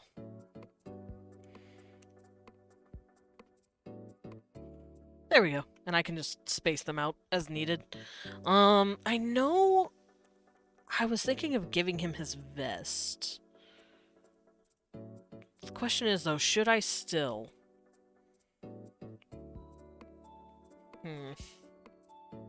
Because it's like a male corset, almost.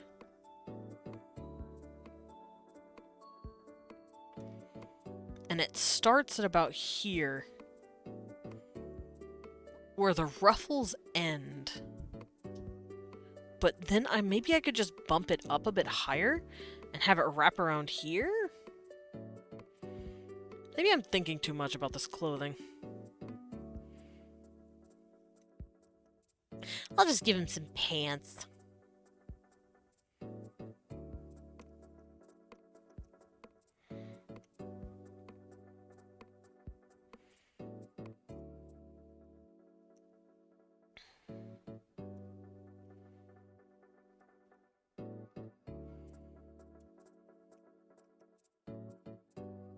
Yeah, I'll just give him some pants.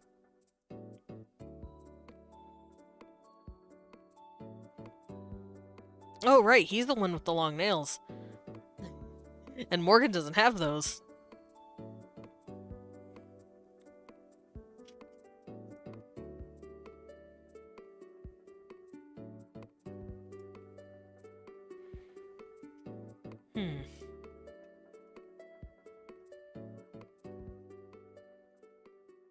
Seems like the avatar is losing tracking. It is? It's because I keep looking away? Because I keep hearing my cat mess with something, and I can't figure out what it is. I'll be right back. He is being an ornery little brat today. What are you doing? What you messing with? What am I hearing?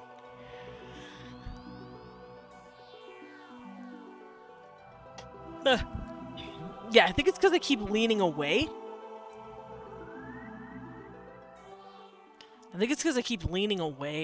To check on my cat, because he keeps playing with stuff, and I don't know what it is.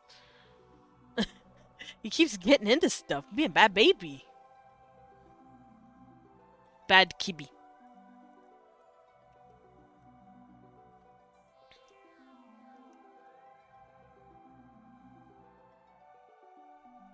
Alrighty, so here's the sleeve to his arm. If this is just gonna be his regular coat, then I don't need to do anything crazy. I just need to draw it out. Maybe I'll give it some wrinkles too, here and there. Ah! Oh, okay. You know what? That's okay. You can stay up here, Kibby. I can actually watch you to make sure you're not eating plastic or getting into nothing. Okay, that looks...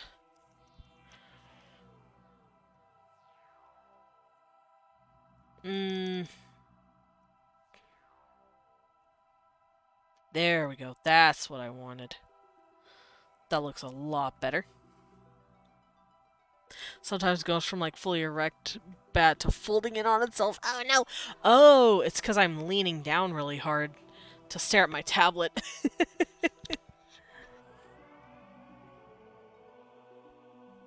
See if I can't fix that a little bit.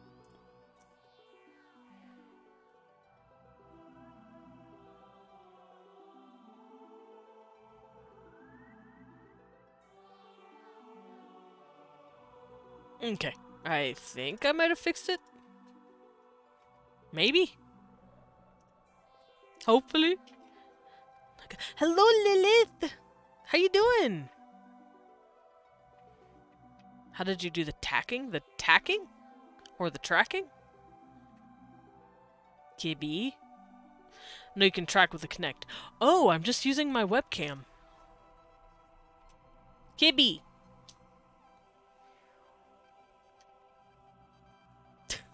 Are you trying to eat the documentation?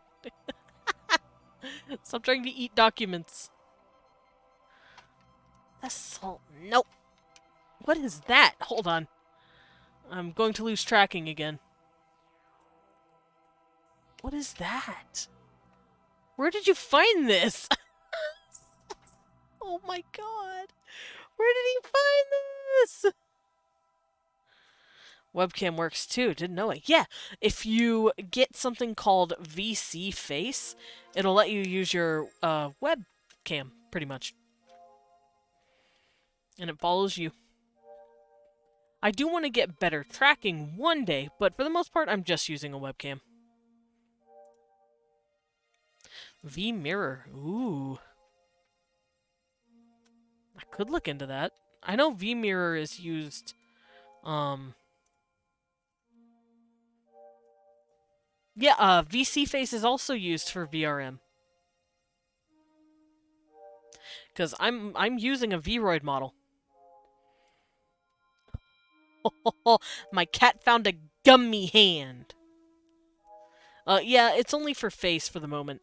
I want to get better tracking so I can use my hands. That'd be fun.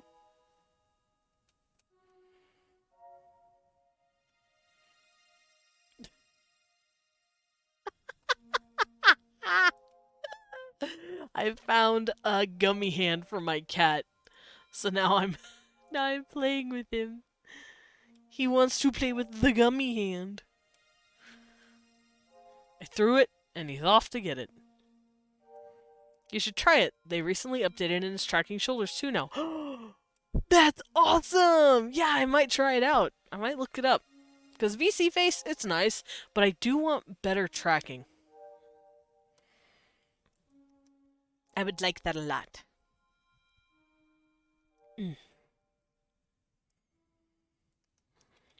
Okay. Actually, I'm gonna write that down before I forget. There we go. You said it's V-Mirror or V-Magic Mirror?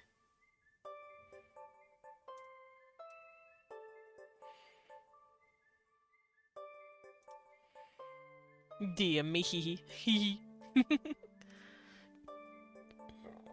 Connect worked for full body tracking because I would have it. I wanted to have it for VR chat. Interesting.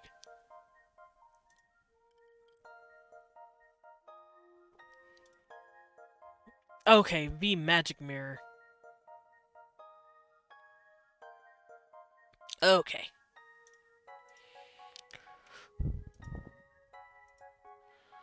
Oh, I see.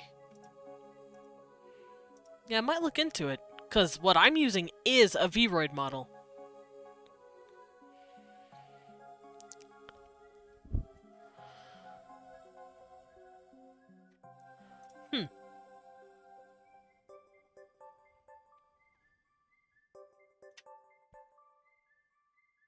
Be a good boy. My cat. Being a brat.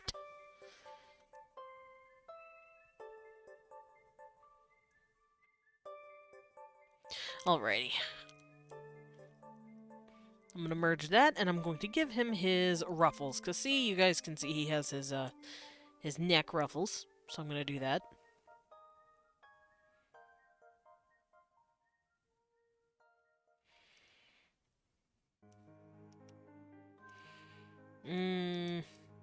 Let's do that again. This time less bad.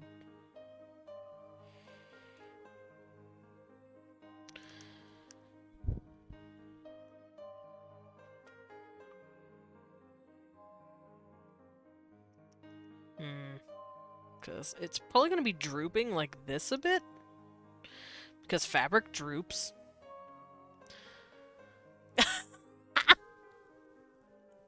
I lurk for a bit back to sea shanties. I just look up and see Captain screaming, "It's my boys!" Yeah, it's your boys. I'm finishing the line art because I never finished Byron's line art. Whoa! Ah! Aw, Lilith, thank you for the raid. Morgan and the Gremlin, you right. Lilith, thank you so much for the raid. Hi, hi, hi. Welcome in, readers. For those of you who do not know me, I am Desmond Dracula, a vampire bat butler, also known as a battler. I go by he, him pronouns, and I like to draw as well as world build on Wednesdays. I also play a variety of games from RPGs to roguelikes. And yes, it is Morgan and the Gremlin. The Angie boy. Morgan's little brother. And Morgan absolutely loves him even though he's a shitter. Morgan still puts up with him. Because as you do when it's family, you can acknowledge that they're a complete asshole and then also want to make sure they're okay.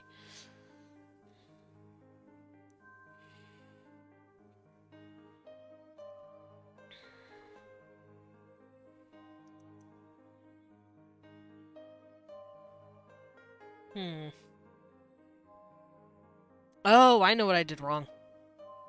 I was like, this doesn't look correct. It's not correct. It's because I'm dumb.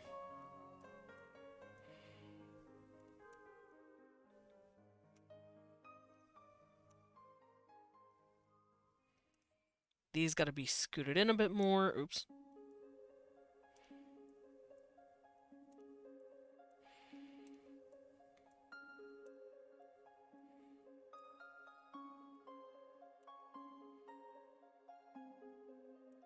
There we go. Because I forgot to draw something. As a fellow redhead Scottish vampire, I hope to one day join them. Ah, good. They will have you. Byron would probably be pissy about it, but Morgan would love to have another warrior nearby. But then again, Byron's pissy about everything, so don't take it personally.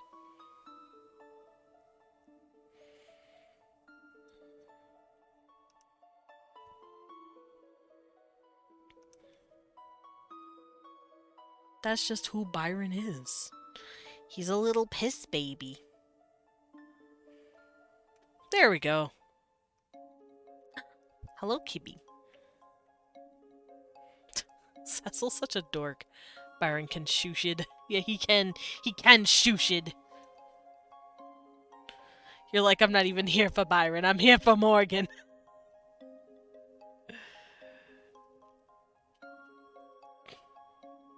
Byron's opinion doesn't matter. He's a little piss baby anyway. Cecil, be a good boy. Okay, I'm gonna bring this down. As such.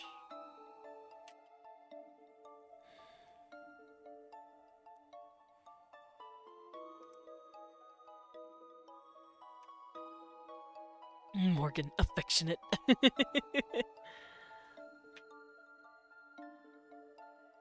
Yeah, Morgan, good boy. Byron is a hot and stylish bean, but a brat. He is an absolute brat. He is an absolute brat. While Morgan's just like the soft, sweet, gentle mute of the two. Look at him. He's a boy. He's like the silent warrior type, while Byron's the loud, angry baby cry boy type. Tiddy. Booba.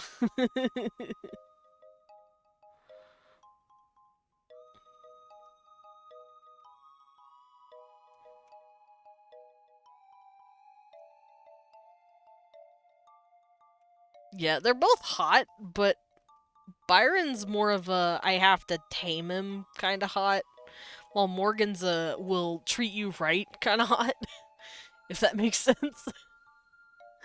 Hello, kitty boy. Let me reach for that. He found it. He found the gummy hand. He likes playing with those little slappy gummy hands. He's so cute. Hi, little one. Did you find one? Just me hugging Morgan, Byron just glaring. More than likely, Byron would just stare, like, with this despondent face. Morgan would probably just pet you.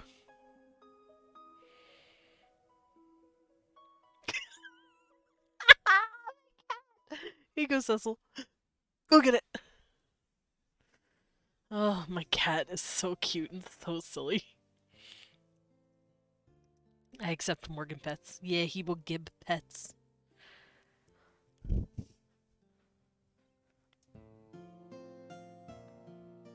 Morgan's just a good boy. I absolutely love both of them, but for different reasons. I love Byron because he's a little shit, and little shits are fun to play. Because, fun fact, these are actually my roleplay characters. I post as them. I type stuff for them, and other people's characters People type back and post to them. And Byron is an absolute little shit, and he's so fun to play. And Morgan's just the silent, quiet, gentle type who's like, yeah, I'm just here. Just here to vibe. Make sure my brother doesn't get into bullshit, because he will get into bullshit. It's not a matter of how, but it's not a matter of if, but a matter of when and how. Look at DMs. Oh, okay. What am I looking at? I see a captain.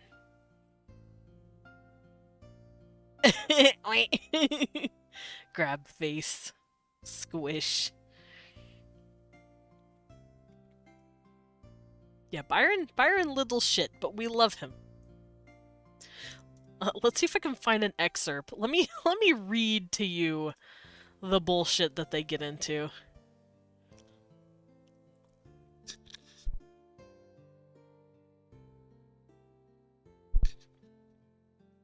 Let me go find it first.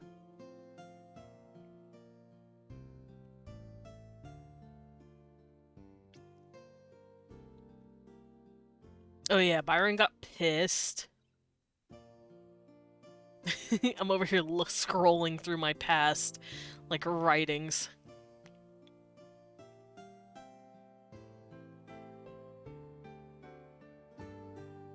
I can't find it. Oh no. Where's my boys? I'm gonna probably just skip it for now. Ah, here it is. My boys. Hello, Kibby.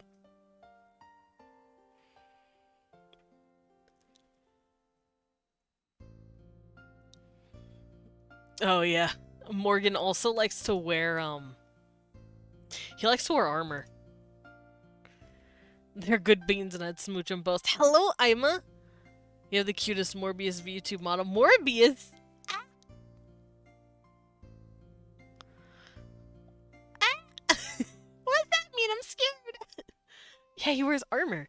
He wears like a plague doctor mask looking like shaped armor because it looks like a crow. And then he has like crow feather helmet hair basically that like comes off the helmet and like drapes into a cape. Mask. But yeah, he's really cool. Let me see if I can find like the description of what he looks like at least. Like when he first showed up. What, little baby? I hear my cat crooning at me. Do you want to play? How about I smooch your face, huh? How about I smooch your little face? No, come back. No, come back. Let me smooch your face again. My cat left. I wanted to smooch his face. Alright, I think I found it. Nope, I did not find it. Here, let's go find some music to read too while I read this for you guys. Oh my god. In Space with Markiplier Part 2 came out. No, I can't get distracted. I can't do it. I have to focus. Someone slap me and tell me to focus, please. Vampire Bat Butler, aka the Battler. Eek, eek. I was also trying to say you have a really nice vampire model.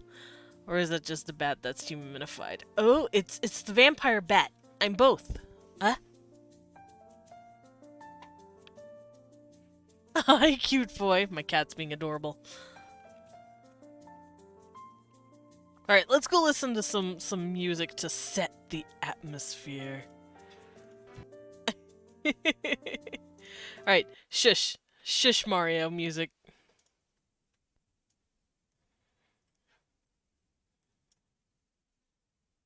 If you need a Scottish voice to help read. Very possibly. Cause I'd just be reading it in a an American accent.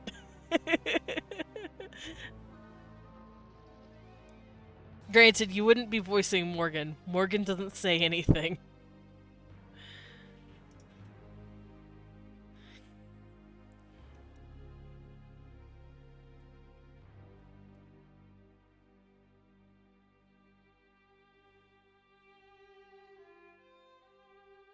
Alright, yeah, this is some good music.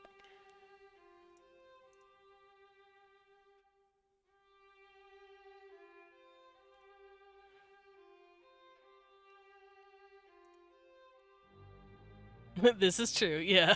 You'd just be talking the little shit.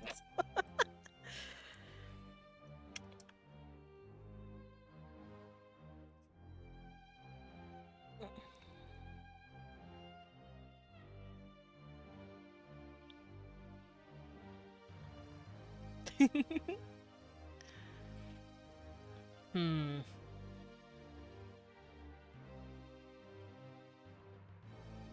Now I want to like grab Leon and bring him in here and make him read his character that was interacting with mine.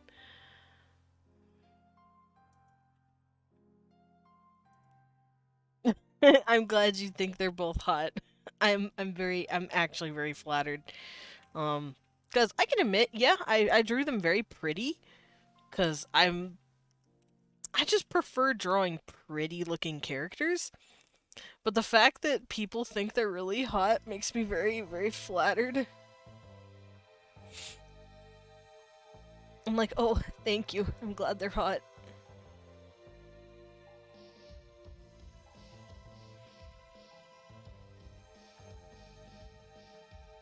I actually made them to be cute and it worked.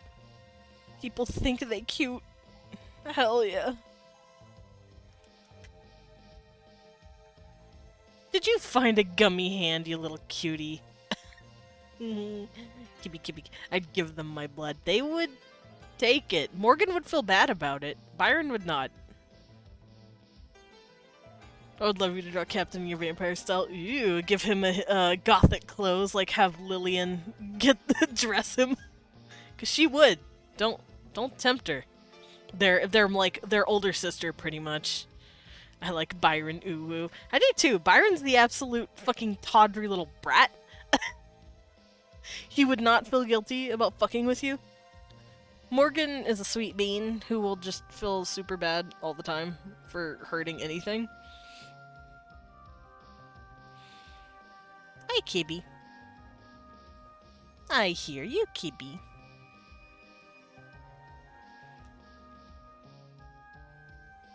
But yeah, after I'm done with the line art, I can give you a quick little reading of these two showing up. What? Baby boy, can I please draw? These two ever attempted to bite me, I would say that I'm not delicious. I like bad boy. I don't know who would be considered the bad boy in this situation. He's just an uppity brat, and he's like the silent stoic type.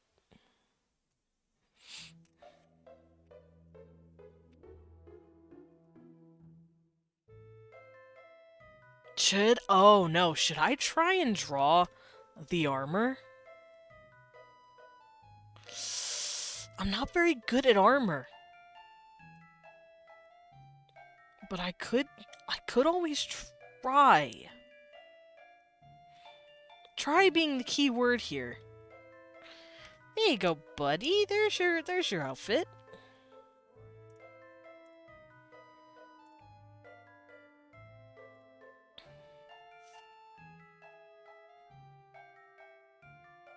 They are your characters. True. But I'm also an indecisive little jerk.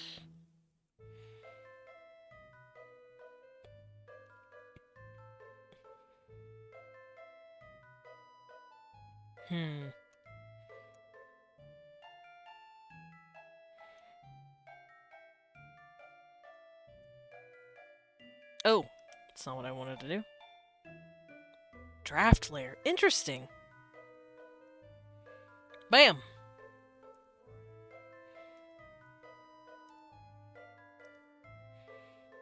Alright, Morgan, I need you because I need your colors. Because you and Byron are twins and you share the exact same colors.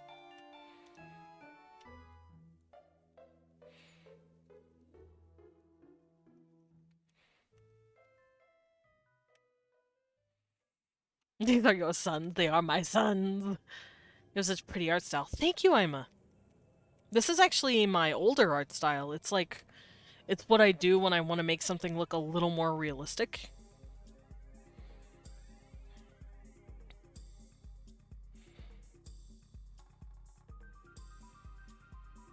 Oh, I forgot to draw some of the line art. Hold up. I skipped this. On accident.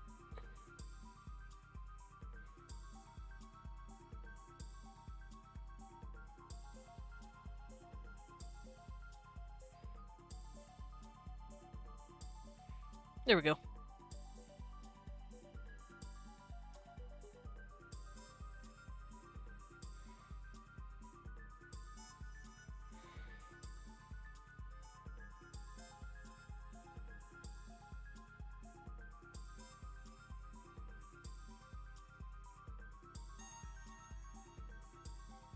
Yeah, I forgot his ruffles. Whoopsies.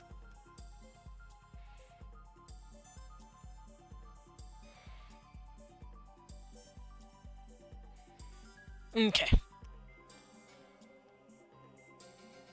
Added everything in, so let me just clean it up a bit. There we go.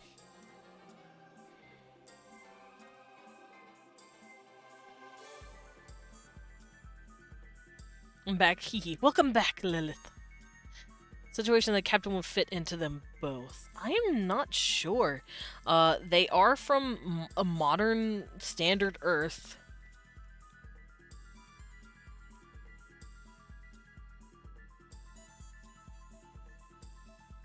And they're only really around or called whenever they have to deal with other vampire bullshit.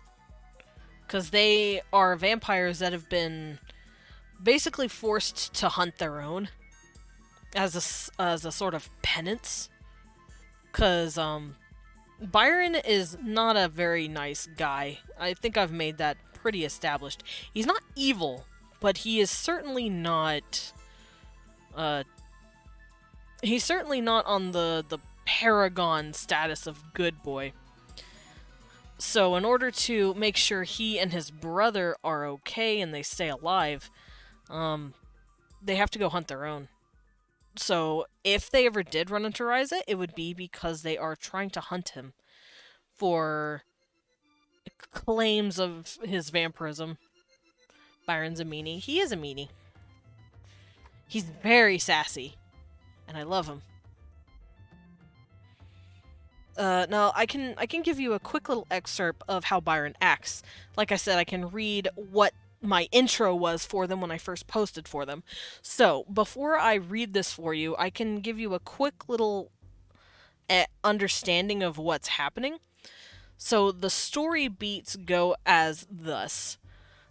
There is... He pulled on my ears once. Oh no! Byron, why would you? How is Byron with a sword?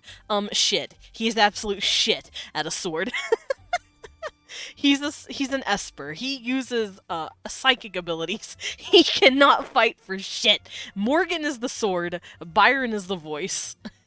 Byron's the brains. Morgan is the brawn. But let me give you a little excerpt of the situation that they're in when I posted for them. So, in my world, on Earth, Las Vegas it's a hotbed for garbage. I'm sure we all know that. But in my world, Las Vegas is home to an underground syndicate of, like a network of vampires, werewolves, demons, ghosts. It's got its own supernatural hub underneath the, like, standard, quote-unquote, normal human areas, and that's where humans go to disappear and be trafficked into, basically a food source or a source of entertainment for these supernatural creatures. And it has recently, Byron, definitely the type I would roast on the daily. Nice. But this large syndicate of bullshit that has been happening for literally hundreds of years has been ruled by a really big asshole vampire named Marius. Marius has recently been killed by a wild card human that no one expected to drop in with supernatural abilities. His name is Norman. And after his just outburst and destroying this area, because he's kind of like a vindicator for humans, Morgan and Byron show up to clean up the mess pretty much, because Vegas is just in an uproar. No one knows what's happening. Even most of the humans. Fucking Norman, bitch. We love Norman in this house. I absolutely love Norman. He is a crazy motherfucker, and I love him for it.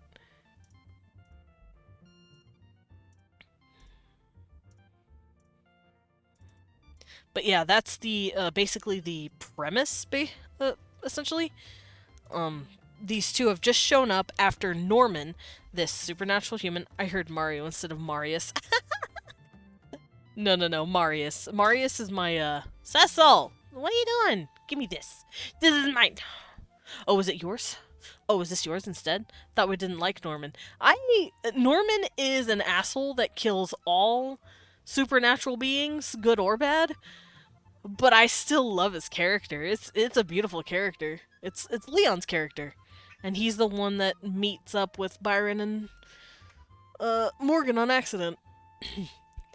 But basically that's what happened. That's the premise of this. The premise is Las Vegas just got ransacked, and most of the supernatural creatures have been hunted down and killed by Norman. And it gave these guys the chance to move in and clean house. So it starts with Byron saying clean house, essentially. So he says, clean house. A soft voice rang out and a tiny chuckle, glimmer of crimson tinted circular glasses resting on the being's face. It was a man of slender build, trimmed black suit with a dash of Victorian sensibility. On top of his head was a hood, attached to a shoulder capelet that draped down to his elbows and attached itself. Snarls of curly orange hair poked out of the frame down to his chin. Welcome back, Hibiko! A smile was ever present, the man adjusting his glasses to let the light of the tunnels as he stood at the entrance to blink at whoever saw him. I worded that stupid. He had found the entranceway to Marius's hidey hole. Confirm the innocent. Kill the rest. A second man stood behind him, a bit taller and broader in shoulder. However, none could see what he looked like, instead clasped in black armor, with a raven's beak for a helmet. Tasseling down his waist and back were strips of fabric with occultic writing, though whether they were blessings or curses was unknown. Trailing down the back of the helmet were thin black tresses that reached the small of his waist, attached to the helmet to act as a cape on its own. He simply gave a nod, quiet and contemplative, as he stepped down the stairwell first. There he withdrew his sword, barbed here and there on the thick blade and all tipped in a special moonsilver. There Norman could hear in the distance the fighting, the night laying waste to what corrupted beings he could, though on occasion he'd halt his blade, as though studying the person he may bring his weapon down upon, nudging them aside to continue his onslaught. They're just the cleanup crew. They're literally the cleanup crew. Hi, Kibby. Oh, I see. Do you want me to continue reading in butler mode? Of course, Mistress Lilith. Norman. Standing upon hearing the commotion down the hall, he could smell the stench of rot and undeath, and it made his upper lip stiffen. Standing up and striding through the ash piles he had created himself, seeming unarmed at this juncture, as his eyes stayed focused ahead. Striding through with his hand still grasping both cards. He has 2 metal cards, by the way, just to cover that. Knowing they had to be something special, given their material and identification. However, he didn't expect to see some sort of undead bastardization of what once was. A temple knight. You smell of maggots, living trash bin, the male made himself known with the same sharp, deep voice as it pierced the sounds of assault. Do humankind a favor, and cease your existence, overgrown leech. Passing through the halls of concrete, stone, and broken metal doorways, it was apparent that something had been cleaning up the tunnels that Norman hadn't gotten to just yet. A few humans sitting along the ground, and others running past him, all donned in the same thing. Atop their heads was a crescent moon symbol, marked across their foreheads, crudely in a charcoal pigment. Welcome home, maestre. The knight. He lurched his thick blade through the gut of a running werewolf, gripping the creature's head before slicing upward, making sure to drive the edge across its nape before the body dropped limp, flicking his blade a few times to rid the moon-silver tipped of the serrated weapon of putrid blood, paused when he heard what sounded like whimpering. In a swift kick of his foot, he blew off the knob of a nearby door and pushed it open, a young girl giving a squeak of fear as she tucked her head down. She was filthy, trembling, and barely 12 years old in appearance. Her hair was a shock red, though her dark warm skin and hazel eyes clashed with it. It was either dye or a wig. The knight knelt down to her, and pressing his finger gently to her forehead, gave her the vermilion crescent mark of a black across her skin and stood up, walking away from her. However, hearing the Templar behind him begin spewing his nonsense, the knight rolled his head back slightly in a grunt of irritation. Just what did this crass being want? Turning around to face him, he gave a simple thumbs down and continued to walk away from him. Yeah, so basically they are a cleanup crew. They find humans or innocent supernaturals, they mark them with these special little spots and go, okay, fuck off, we're gonna go kill the evil ones. And then they go kill the rest. Confirm the innocent, kill the rest. Byron's the voice and, like, the leader, pretty much. Morgan is the hand that works on it. He's the one that kills all these things. And marks the innocent by, psychic intuition from Byron. Because they are twins, they were turned at roughly the same time, and they have this continued, like, psychic link to each other. Byron can talk to each other, like, psychically, pretty much. Emphasis on hand. That's true. Morgan did lose a hand. Norman kind of rip off his hand a little bit. I could keep reading if you guys want me to. But, that's them. They're currently in, like, a thick, like, concrete hallway underneath Las Vegas where this, like, tunnel is. And they found this sad little 12-year-old girl who was a part of this trafficking ring, sadly. She was lunch for the vampires. Sold by her mother, presumably, to get out of the same situation. I've been following Gushing over these beats. This is the first time you showed them. I know you were. It's so cute. I'm so fucking flattered, dude. I don't think you understand how much it means to me that you guys love my characters. Because I love them. And then just knowing other people enjoy them, I'm like,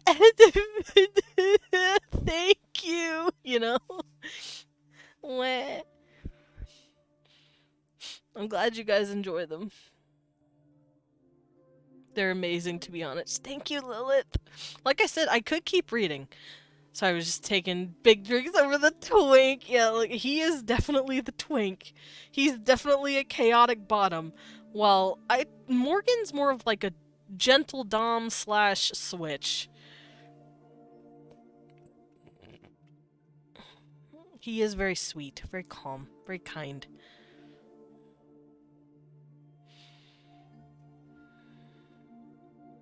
But yeah, let me know. I could keep reading. This is fun. You're just hearing me reading my stuff and Leon's stuff when we roleplayed. Like, a year ago.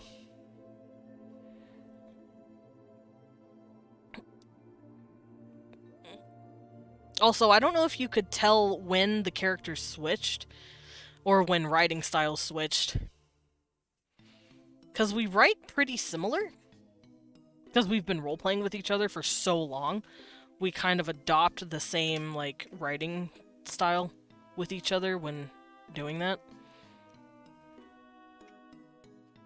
It was really good. Okay, good. It's always good. Okay, good. I hope so. Because remember, like I said, that was me and Leon. We were both writing those. Hi, Kibby. Alrighty. Let's close this up. And I will be able to color my boy.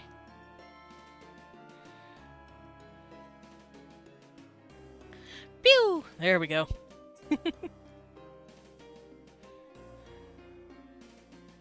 Look at him. Look at this little shit. I love him.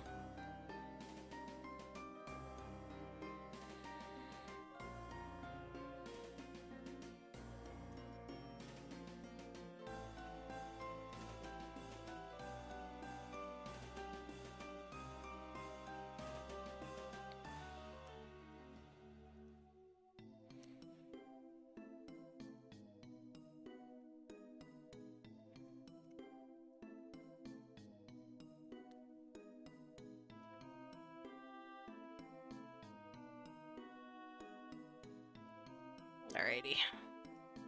Once I am done filling in all of Byron, I could definitely read more if you guys are interested. Otherwise, I can hop over to some more character drawings, because like I said, I want to work on some character sheets for my webcomic. But it's up to you guys, because I had a lot of fun reading that.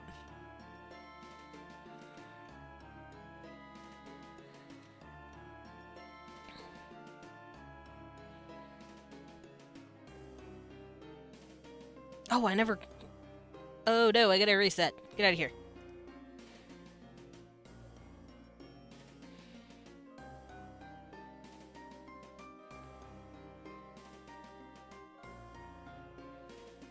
There we go.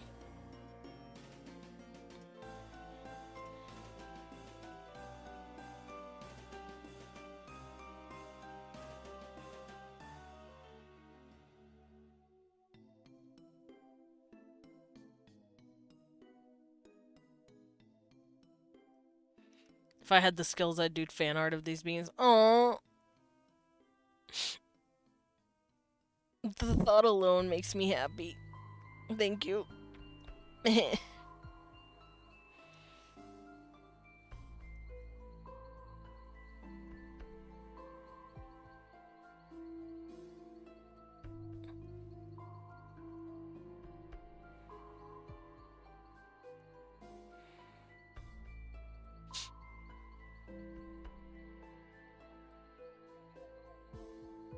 What am I doing? I could just do this.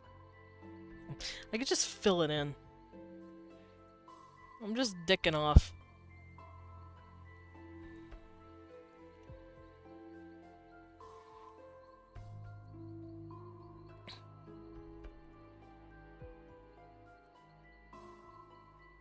Then I have to clean this up.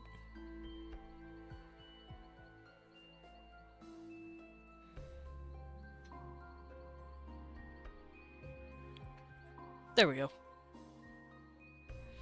Sorry, I heard dicks. Wait, what? Yeah, I probably said dicks. But I'm more than likely talking about myself.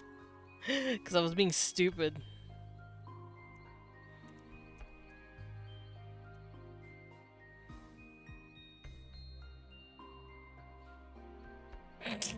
Yes, Blippi?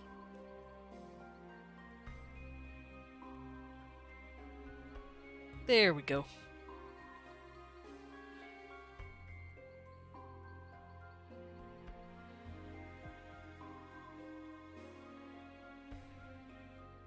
Okay, let's fill this in. Got a good head on your... Ooh! Thank you, Blippi.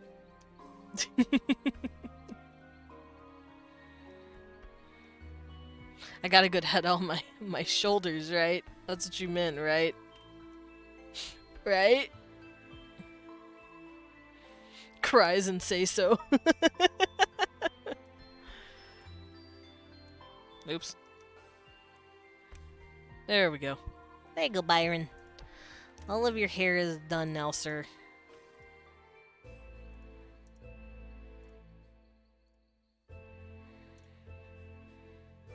Okay. Morgan, give me your... Gimme.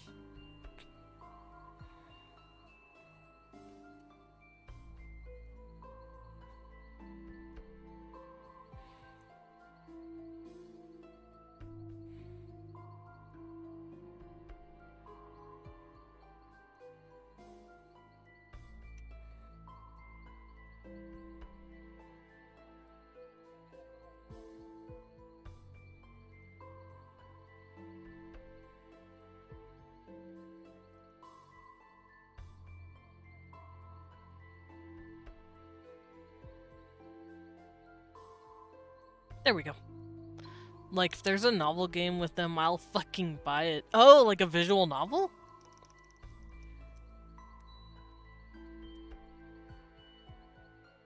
Hold up. Don't inspire me. Don't make me do this. I will. I will make them a visual novel.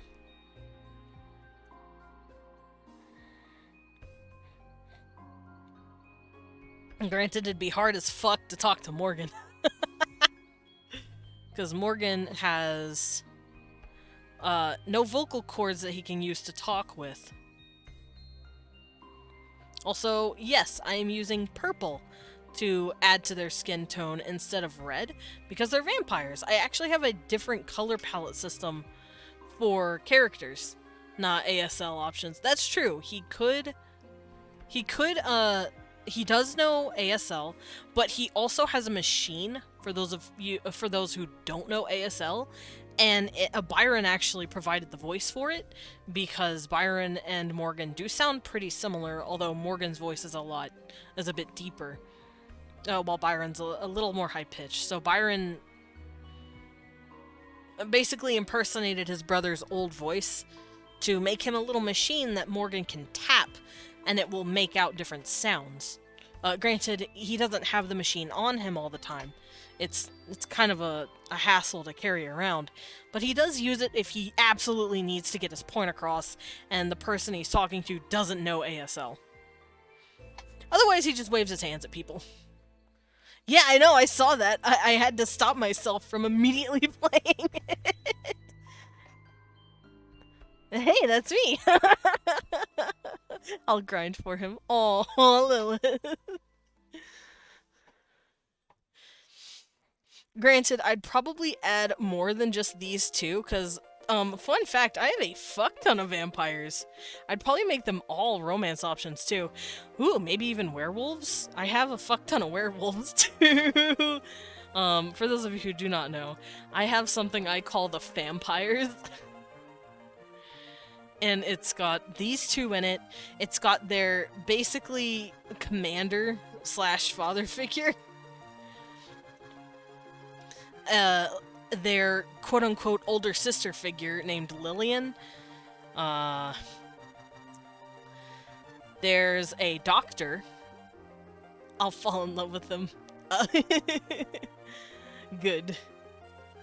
Look at these beautiful boys. I love my vampires so fucking much. But yeah, I would love to... I'd love to make a visual novel one day. Give me your eyes, Morgan. Thank you. Oh, wrong one.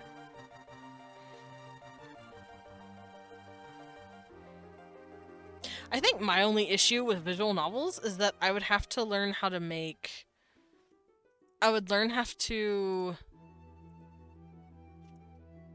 Oh, wrong way. I would have to learn how to make backgrounds, and fuck backgrounds is all I'm saying. What is the song? It sounds like it's from GBA. I'm not sure what it is. It doesn't tell me in the playlist. Actually, yes it does. Hold up. Where was it? 29. It's called...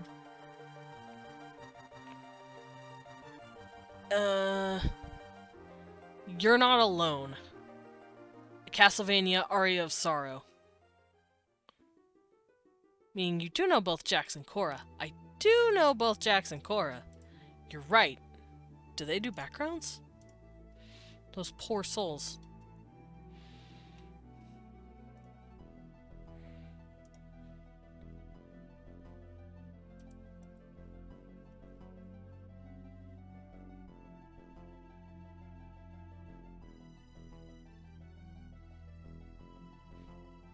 Let's go, I love Aos. Yeah, Aria of Sorrow. We're listening to Castlevania since I'm drawing for vampires.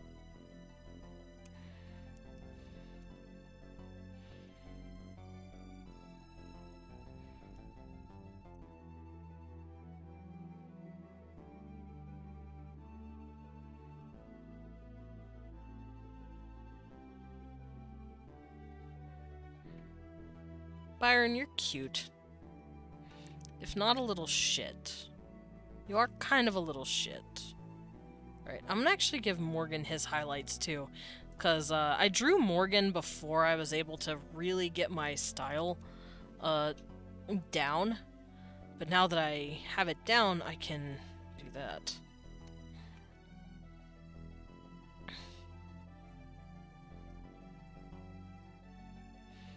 Such as this. Yeah, that looks cool. Cora does backgrounds, I believe, and Jax has made a small visual novel game. Oh! Then I could definitely try and get in touch with them at some point about it. Cause me, I'm no good at backgrounds! Well, not at least for visual novels. They're boring to me. They're just hard to draw. Byron, why are your lips so plump? What did I do to you, sir? Alright. I'll keep this here for references, but I'm gonna pull this up next. Alright, so his glasses are gold.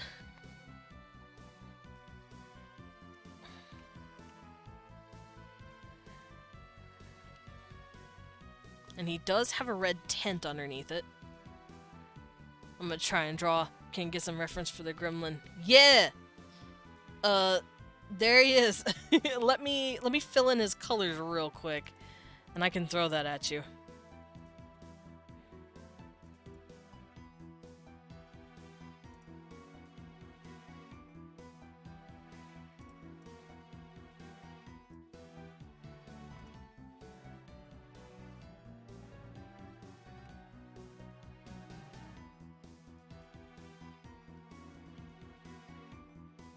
I wonder.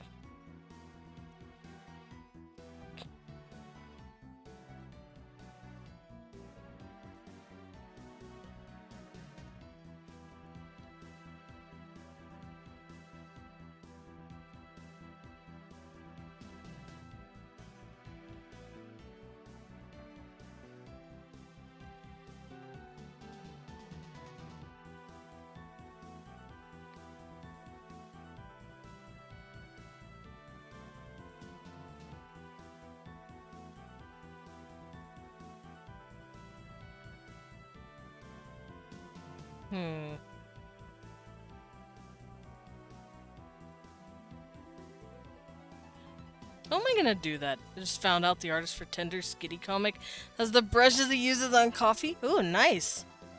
Why are they so hot? I don't know, I'm sorry. I just drew them. My goal wasn't to make them hot.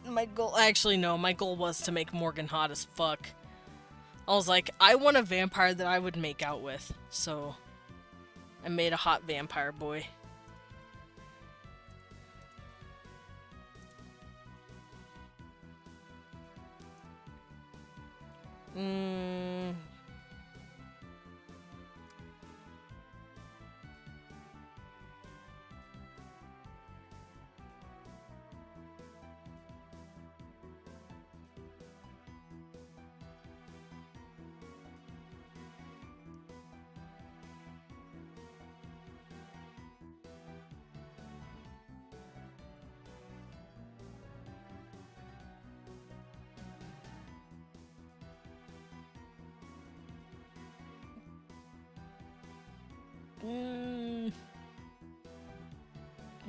That could work. And then put this here.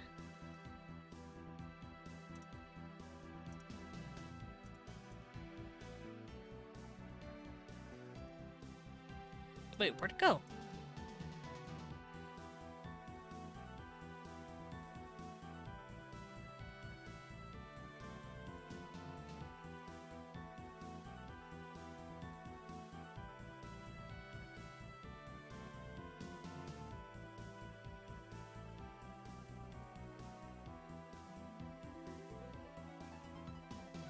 There we go. Much better.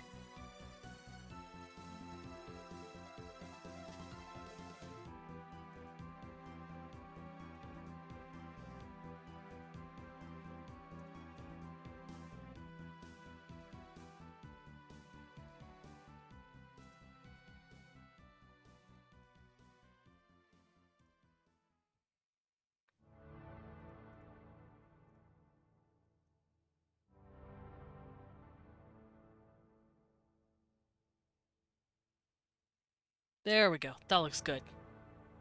We like hot vampire boy. Yeah, yeah, yeah, yeah. Also, sorry for fucking around with that for a minute. I need to figure out how to make it look nice.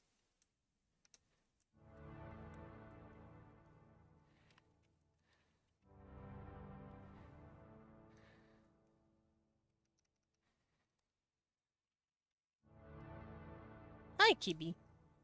Hi, Kibby. Don't do this to me, Desmond. I'm sorry. Piece of music before had the Bond chords. Oh, really? I didn't know that. This is getting me into the mood to play Castlevania again. I'm sorry. You must play Castlevania again. The hot vampire boys demand it.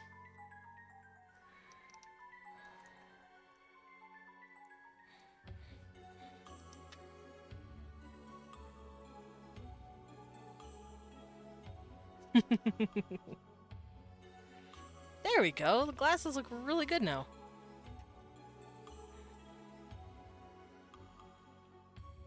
Alright, let me color his pants and his shirt. Let's see. Those are his pants. Cecil! Stop messing with stuff, you little turd. Oh, I never finished his earrings. Let me grab those. They're like made of an iron pewter mix.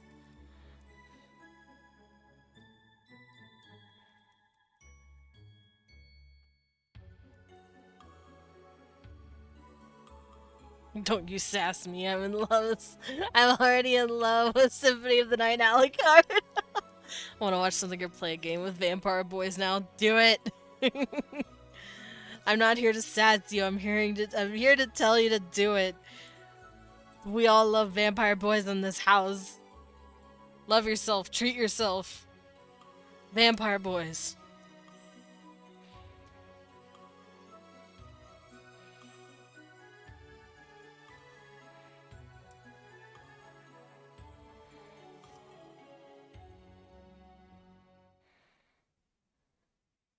Treat yourself to some vampire boys.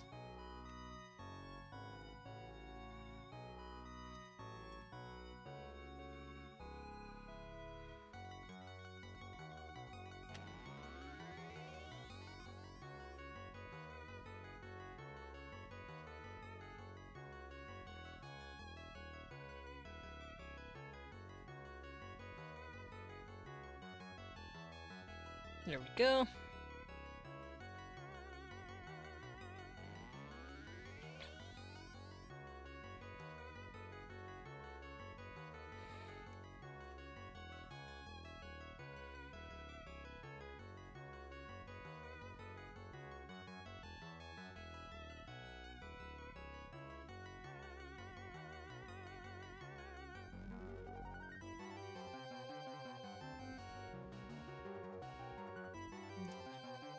Alright, now I need Morgan's hair. There we go.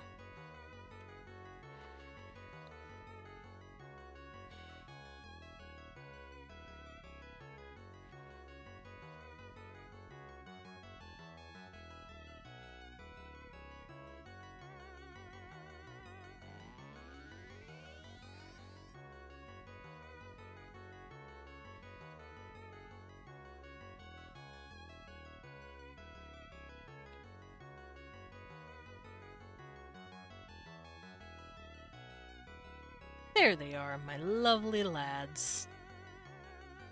Right, I have done it. I have drawn them. The boys are back in town.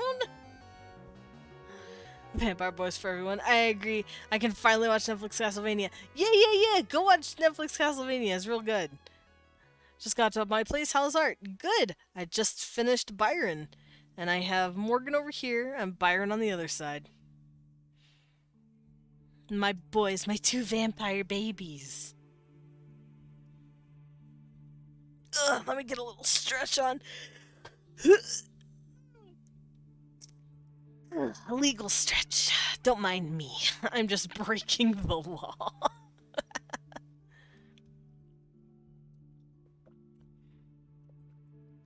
But now I want to start on a visual novel.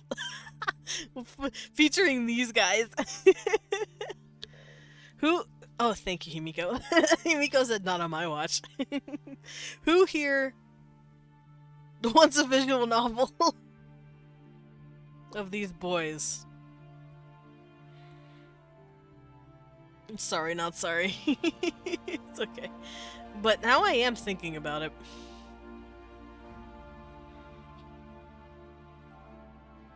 Si, moi. Oh, okay, okay. Well, if I am going to think about doing this, it's sort of like probably a mini project. I could probably also work on it during stream as well. It would probably also be free, maybe a kind of tip me if you like it sort of thing, because it's just going to be something small. I don't want to go crazy about it. And if it's received well, I might make something else in the same vein, because vampires get it. I'll see myself out, but it's gonna be lit. Oh. But yeah, I could start coming up with the different vampires and werewolves you guys could date. Cause did I mention I have a fuck ton? I hurt myself. Oh no, Lobo, are you okay? I don't get it. Said the computer. Well, if that's the case, we could always head over here real quick. Because, like I said, these guys, they're pretty new, so they're not even on my OC list. But I'm going to go to my OC list real quick and look at all the ones that are not human. So we have... Oh, I could also look at my Pride list. For those of you who don't know what that means, I have a... I did a thing last year where I drew as many characters as I could in Pride clothing. Or we're holding a Pride flag. Oh. Aw, hi, Kibby! And it took a lot out of me, but it was fun as hell to do. And I could grab a couple of those characters. Just let me do that. Let me pull those out. And if it was a visual novel, I'd probably give people the option to make their own character. Where they, like, choose a gender and basic hairstyle and stuff like that. It probably would never be seen, but it would probably be in the game's data. That'd be pretty fun. But let's see. Good idea. Oh, thank you. But let us look through here real quick. We have Farron's, Lillian. This is the vampires. Farron's, Lillian. Ambrose is dead, so we can't romance Ambrose. Sorry. Fade. And then I have the name Seamus, but I can't remember who Seamus is. I had him as a placeholder for something else. I love the vampires. I also love the vampires. Here, I will show you the vampires. They were all piled in together. But these are part of the vampires. And they go hand in hand with this one.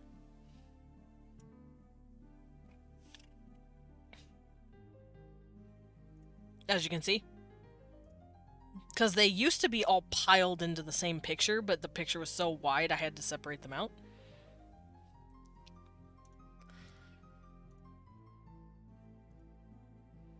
And then here's their grumpy uncle, Fade.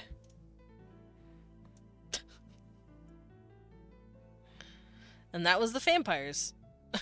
So I'm thinking of making all these characters romanceable. I think that'd be fun. Not him. Tyler, he's not mine. So I can't do that with him.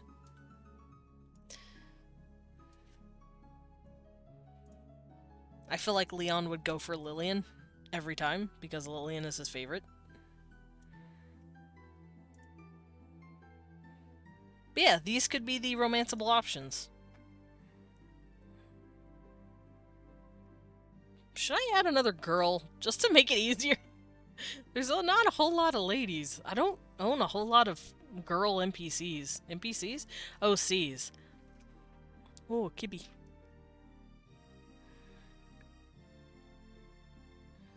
When you can, yeet that ref to me. Oh, this? Of course, Captain. I will yeet the boy at you. Eh. It's up to you. True. But I don't want Lillian to feel like... Aww. My mom just sent me a picture of her and her sister. It's so cute. But there you go, Captain.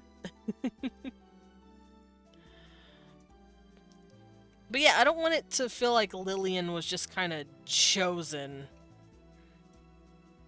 You're welcome. But the thing is, she really is a part of the group. What? Oh, penny kiss. Aw. Thank you for the penny. But yeah, those are the vampires that you guys could romance. Could romance a cute vampire girl. Or a dad. A literal, like, 40, 50-year-old dad. He's just the grandpa of the fucking group. Oh, thank you, Lilith. Thank you, Lilith, for the 45 biddies. Also, right, here's a banana kiss. Thank you for banana kisses, Usagi. But yeah, you can date a lovely lady, a literal dad, because this is his daughter, pretty much, a little bastard, a sweet dom, or a no bullshit, why are you talking to me?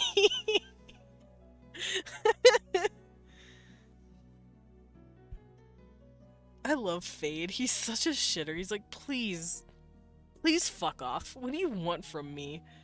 You honestly, what do you want from me? But he likes companionship. He's weird. You'd have to figure it out through the story. Ooh, I'll take the bastard. Okay, you can have the bastard. So that's my vampires. At least those guys. Oh wait, there's Valentine. I also have Valentine. Where is he? Valentine, where are you? There you are, you little shit. I also have this guy, although I'd want to clean up what he looks like. He's like one of the first vampires I ever had, and then I redrew him. And I like how he looks. So I also have just a tired lawyer.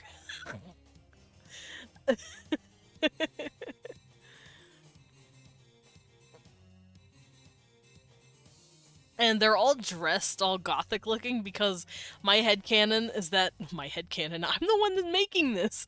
But my headcanon is that Lillian literally forces them to all dress goth. Also, do you guys want something a little spicy? It's not TOS, but it's certainly spicy.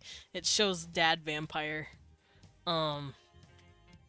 having himself a little... Not really a munch, but here you go. Munch. I think I've shown this to you before, Captain, but there you go. Munch. I do too. I'm very proud of the head angles. And I'm very proud of the nails, like, gently touching the cloth. I'm very proud of it. It's a pretty old piece, but I'm very proud of it. Yeah, Farron's is yumby. I love Farron's. He's just a dad. He just wants his kids to be okay. Do I sense lewd thoughts? Maybe? Keepy! My cat has come to let me hug him. Can I hug you, baby boy? Hi. Ow! Fine. Get out of here. Would you like to see the meme I'm possibly putting Byron into? Please? Go on. Psst, psst. Move, Cecil. Move. I cannot reach. Okay, there we go. Always naughty thoughts when it's vampires. Agreed.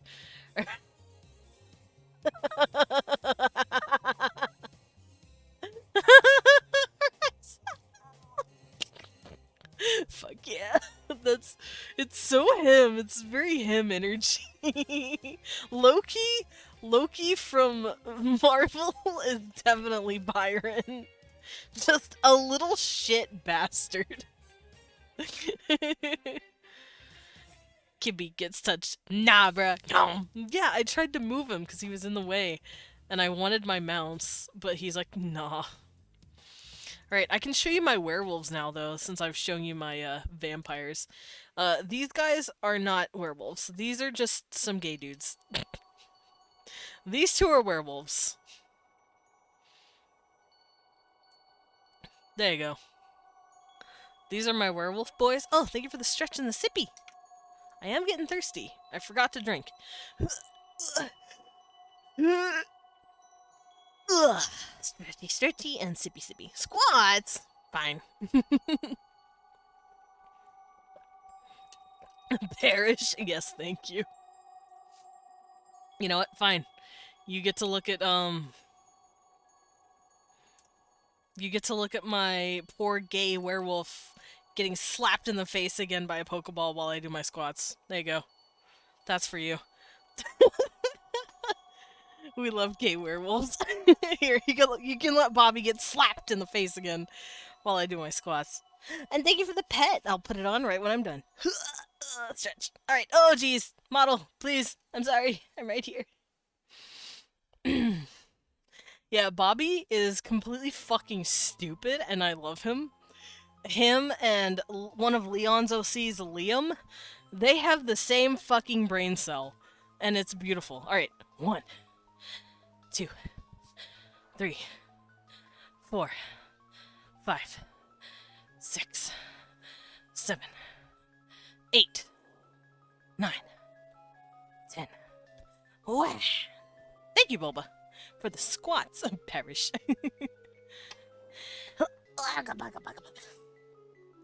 Alright, give me pet, please. I'm excited for pet. Pet? Gibby?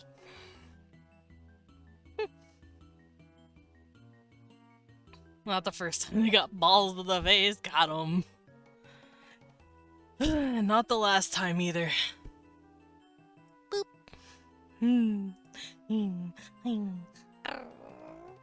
Thank you for the pets.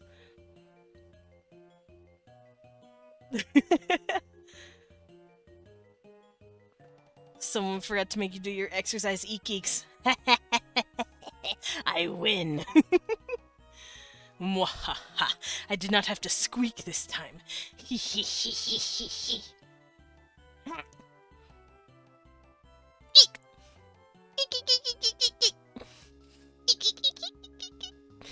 But I don't have to exercise while doing them. I'm echolocating. Thank you. Thank you for the But yeah, there's Bobby taking some balls to the face. And that's Aaron feeling very bad about it.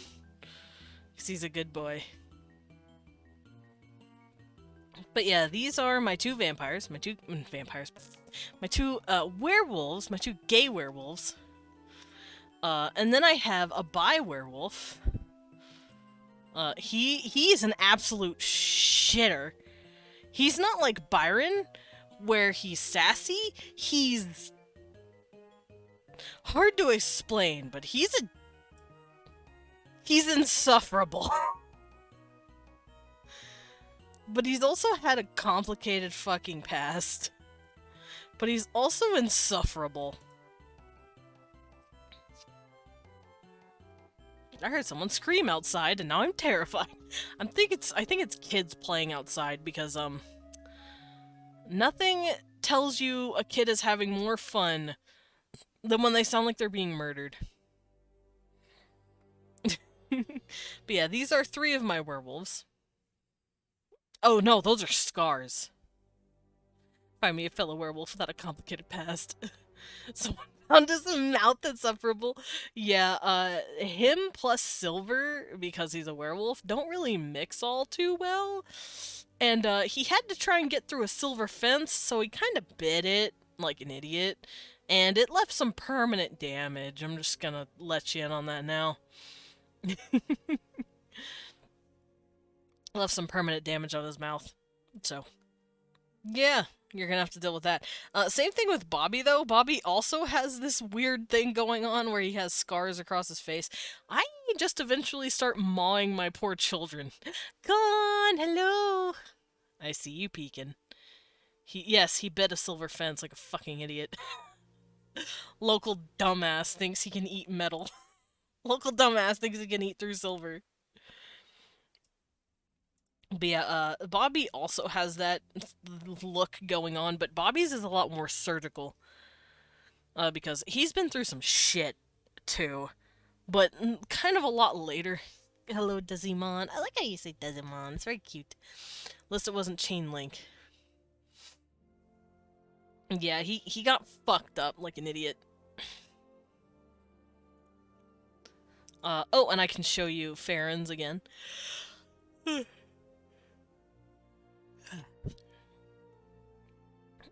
are the rest of my werewolves? Oh, there's my other werewolf.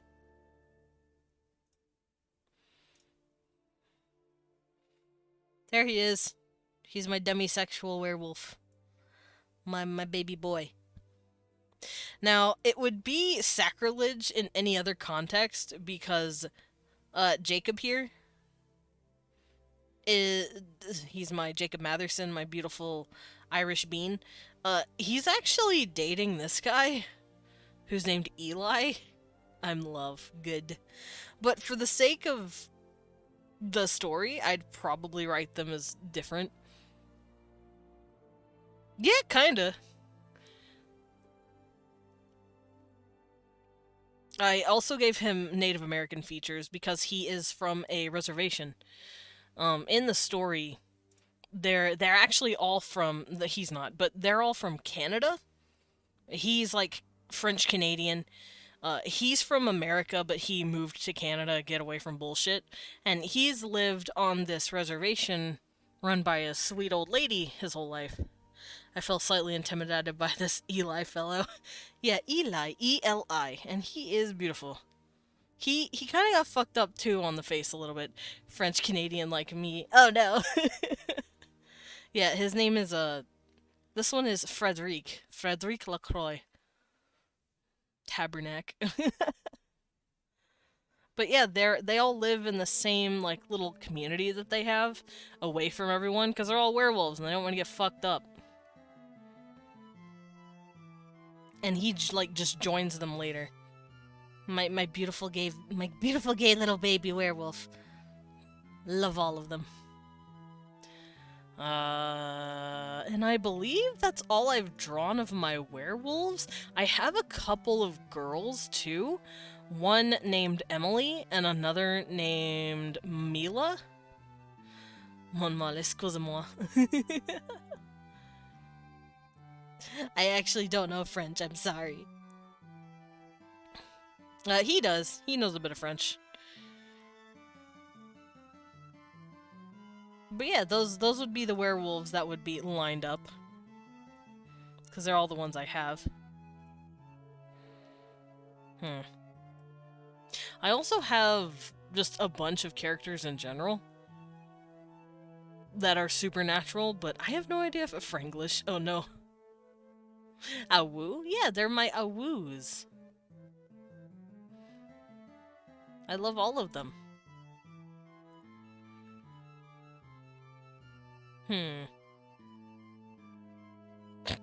I forgot I drew this. I forgot Bobby has a praise kink.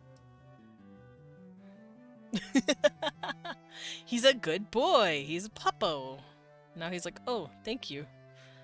Blumsh. Ah! Yeah, Bobby can also not handle being called a good boy. He also dies. Even though he is, he's a very good boy. I love Bobby. He's one of my favorites.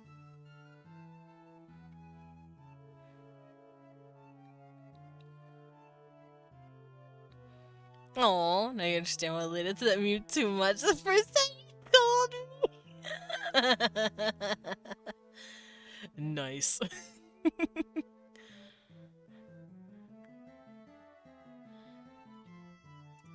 Also, I just I just really like this picture. It just makes me happy. Maska puta, maski puta. Just the dichotomy of man. Sunshine idiot and angry. Hi, Kibi. I can keep spamming him too. Look at him. Look at my boy. He's so cute. My cat keeps hearing me say, "Look at my boy," and he's like, "Me?" Like, no. Let it snow. Let it snow. Let it snow. I want to smooch. I also want to smooch, but in a platonic, you're my child kind of way. He's a good boy. Bobby's a very sweet boy. He comes across as an asshole because he's very anti-bullshit, and he will tell you just straight up how he feels. But that's the upside of it. He literally is blatantly honest with you. And he's also... He shows all emotions, not just anger. If he's sad, he will literally cry in front of you, wholesale, nothing but tears. You will get a crybaby. Also, here you go. Here's him and Liam hanging out. The chancla. He never saw it coming. Oh yeah, Bobby is, I think he is... His mother is Mexican, but his father is Italian. So he was raised primarily by his mother. He actually never knew his father. His dad was an asshole and left. Boob. Yeah, Liam's boobs are out. Liam do have the booba. Leon likes his characters with their tits out.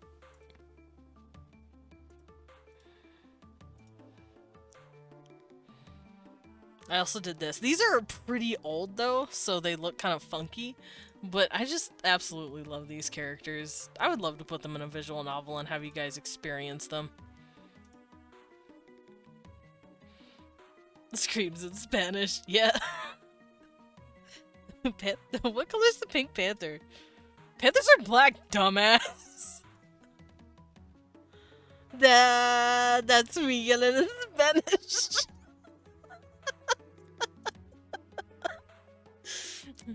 Beautiful. Exquisite. Alright, let's get a little writing done then, and if that's the case, if I'm gonna be serious about this and actually make this novel of the visual kind, I'm gonna get a little write down. So, the vampires. We've got Farron's.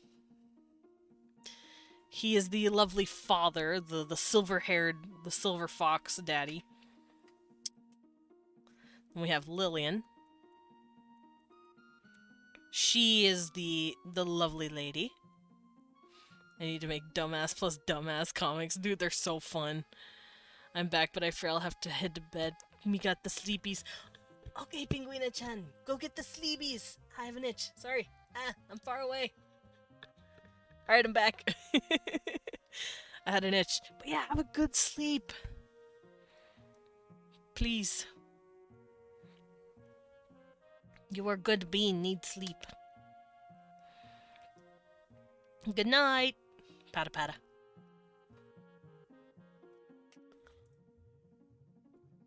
Oh, here's more Lillian stuff. Oh, who wants to see Ambrose before he died? I forgot he died. But also, here's very early concept Lillian.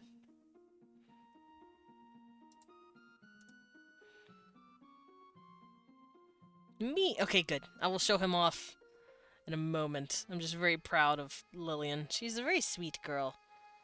Very cute. I also drew her freaking out over Ambrose when he died. Oops. Teehee. Whoops. Ma'am. I love her. I also love her. I unabashedly, my whole heart goes to her. She is my sweet girl.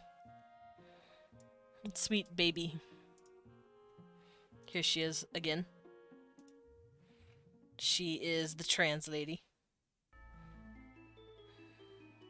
She's the goth mom of the group, basically. Or the goth big sister, rather. Spanish mammy. I think she's actually Indian. She's of Indian descent. And Lillian is not her original name. It's just the name she took after she died. But I do believe I made her of Indian descent.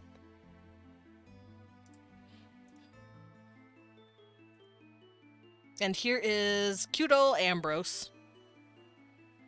There he is. Just a simple boy. A humble boy. I needed like a quick reference for when I was posting for him. He's dead now, but there he is. Just a nice, clean boy.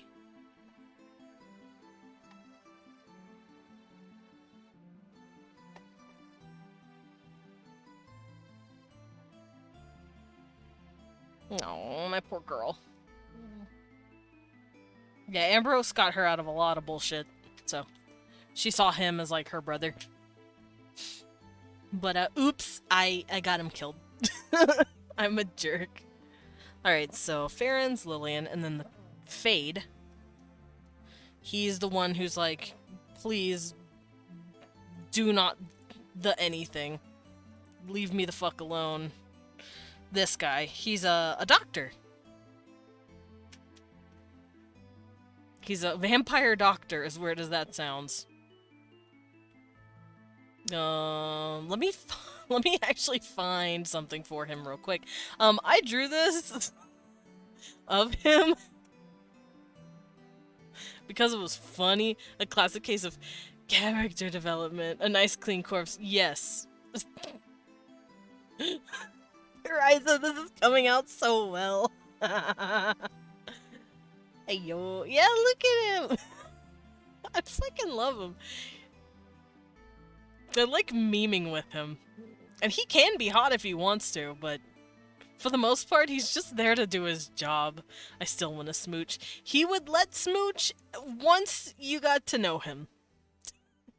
He is also very much practically ace. I say practically, but I know he's the type to... He's not intimacy repulsed, if that's the term. He'll be down if his partner wants to, but by all definition, he is ace. I believe he's pan-romantic, though? Or demi-romantic? I think he's demi-romantic. Because it is very hard to romance this boy.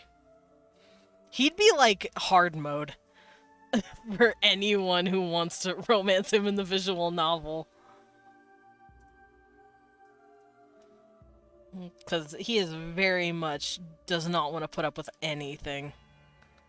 And I love him. Done with your shit long hair, dude. Sign me up. Yeah, pretty much. Alright, so... And then the twins, of course. We have Morgan. And then we have Byron.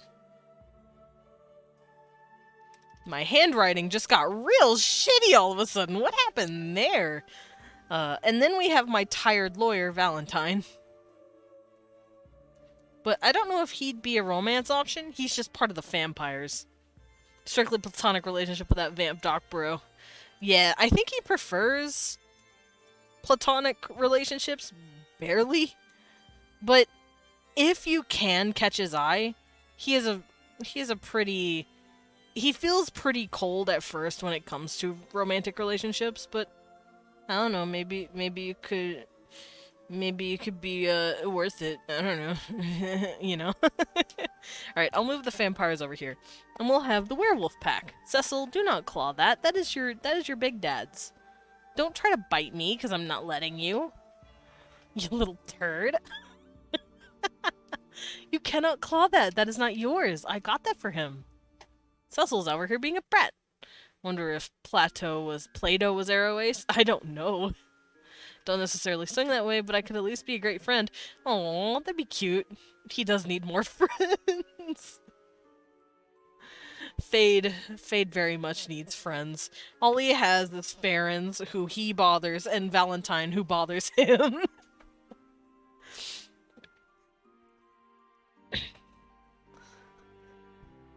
Alrighty, so the werewolves.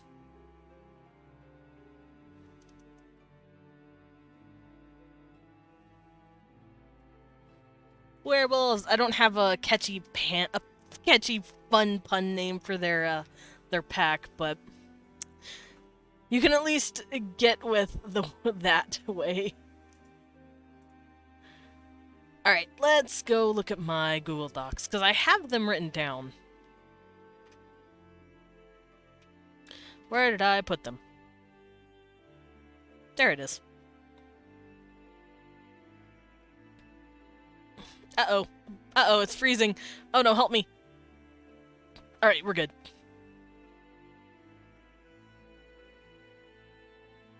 Alright, so the werewolves. The leader of the werewolves is a lovely lady named Winona.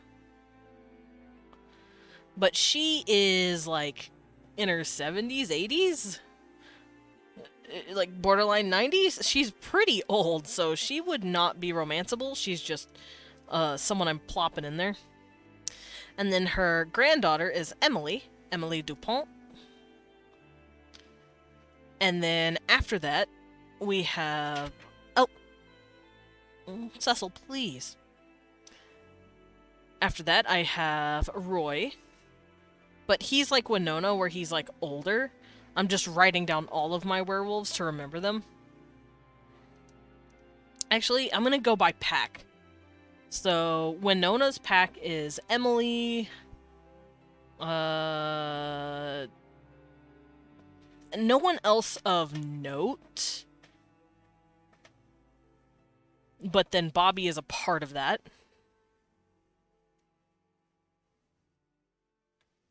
Bobby's a part of their pack. And then we have Frederique's pack. The little shitter who ate the silver fence like an idiot. And his pack comprises of... Oh, geez. Jacob. And Eli. And then there is a third pack. They're like 3 families all hanging out together. And they're called packs, but... then there's Roy. And under him, there's Milla. There we go. Those are all of my werewolves. Does he ever spell it Frederique to try and impress people? No. Because then Emily slaps him, calls him an idiot, and says, it's a R-I-C, you stupid. He has a very turbulent relationship with Emily.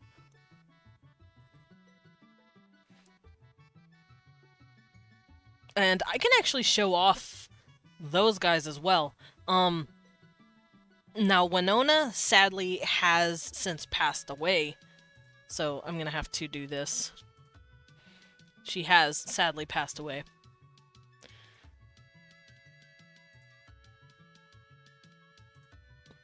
But I can show you what they looked like in life.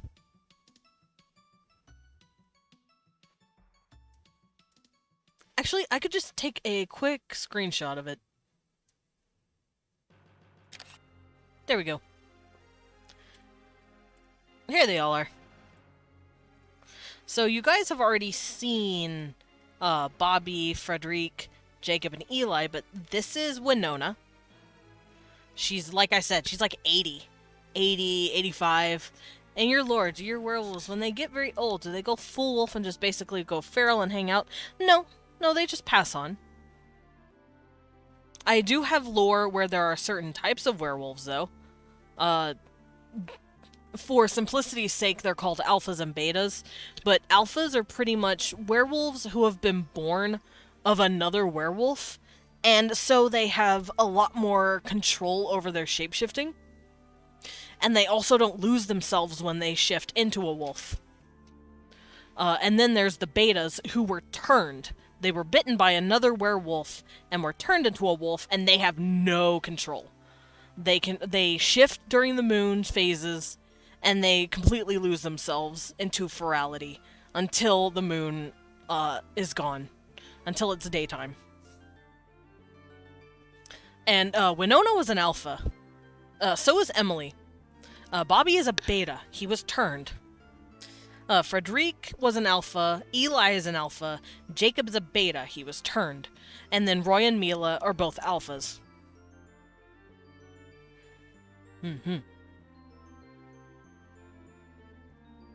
But yeah, this is Winona, the sweet old lady. She is sadly passed on. This is Emily. I need to draw her a bit better because she looks a little funky in this picture. These are very old art pieces, so please remember that. This is Mila. She's very sweet, very pretty. She's got very dark hair, very Asian, I guess. Not Asian. I don't know what term to use. But she's got like the standard monolid eyes and the softer nose. Like what you see with Native Americans and yeah. And then Roy. My boy Roy. He's also probably not going to be romanceable because he's like 50. Homeboy old. But I'm at least going to write them all down. And those are my werewolf babies. I have way too many. I also have other supernaturals, though, that could act as characters. Or possible romance options later. So I'm just going to put down others. We're going to go look at others. I know I have Cornelius. He's a lovely man. I need to get more ladies for these people. Dilf. No, we're not dating Roy. We're not dating Roy as a Dilf. Stop it. No. Cease.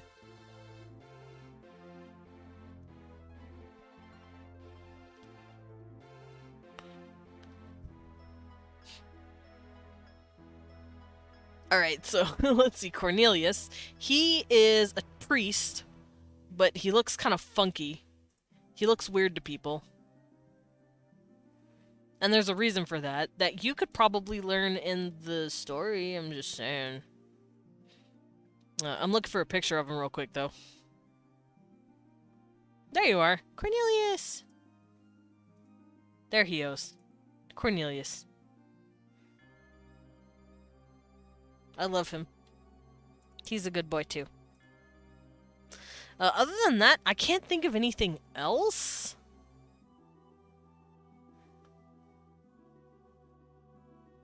I think that's enough, for now at least. Because I can't think of any other characters to throw in. I don't swing that way, but I respect a good Dilf. Fair. Oh, I should probably add more ladies in, huh? There's literally like 3 girls in this whole roster, and I have 6, 7, 8, 9, 10, 11, 12, 13, 14 characters in here.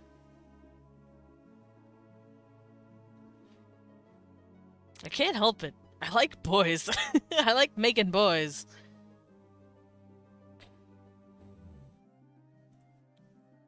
Oh, Himiko crying.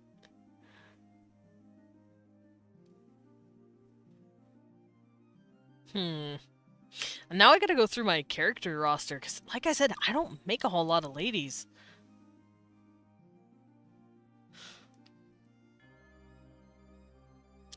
I have like 1 female character for every like 6 male characters.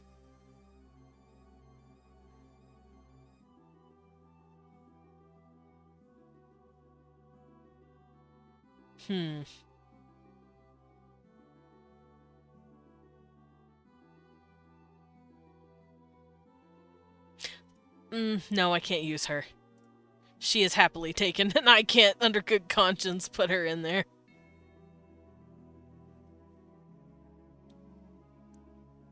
Yeah, maybe I could create some. I could just come up with some female characters.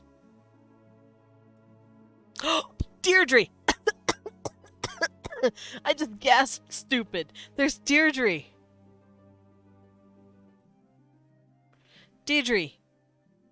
She's a banshee. And she's fucking awesome. I forgot about her. Shit. She looks like this. Here, let me pull out a quick little sketch here for you guys. In between the boys.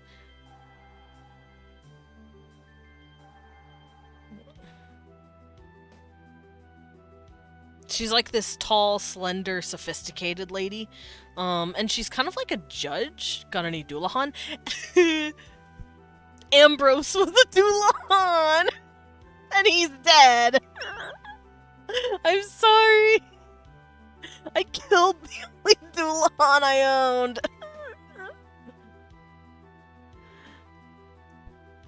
I can't say anything though, I got one dude character and he's dead. He becomes sad. I'm sorry, Lobo. I mean, I could resurrect him for this situation. I am making it to where Eli and Jacob are romanceable, even though in the story they are an item. For the sake of it, I will resurrect Ambrose. There you go. There's your Doulahan baby. There's your Doulahan hottie.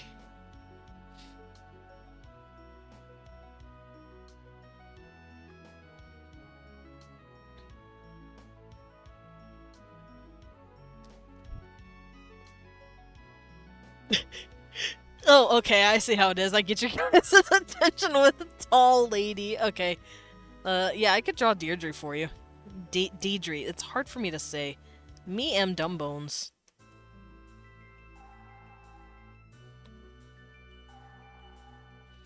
Yeah, she's a banshee.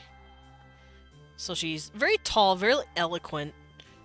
She's got slightly sunken in face. Kind of a broadish, like, strong jaw.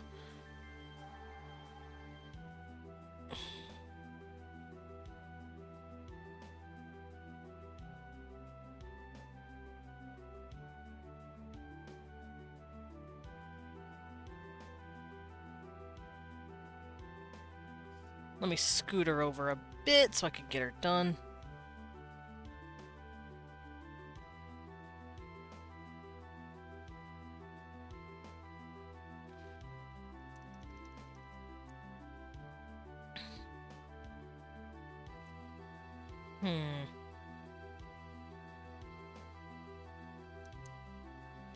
Let me add her coat.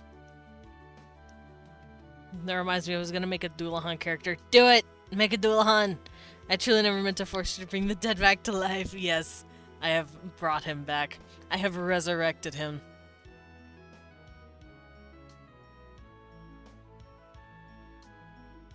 I have resurrected him for you. Be grateful. I'm teasing.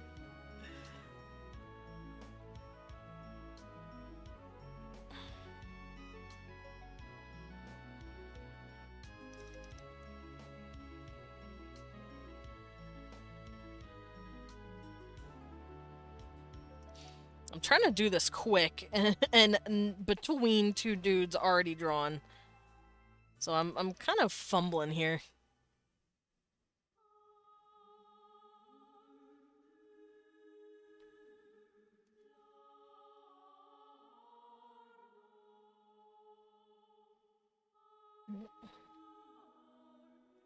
She has a very lovely, like, camisole that she, like a bear, what is that called? A bolero? It's like, it straps around her neck and she, wraps it around her shoulders. It's very pretty. And then she wears a dress under that. Like so.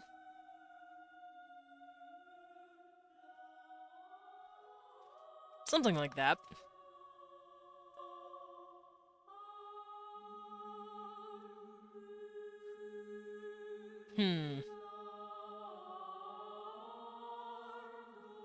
Oh my god, this music.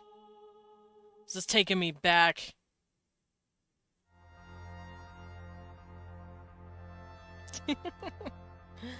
Alright, let's give her her head. Because that's her ear.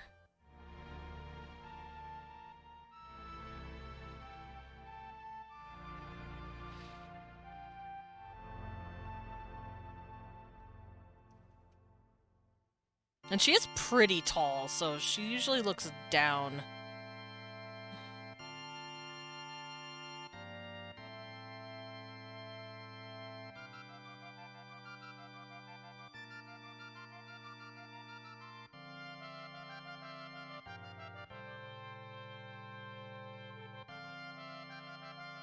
She has a slight crook in her nose.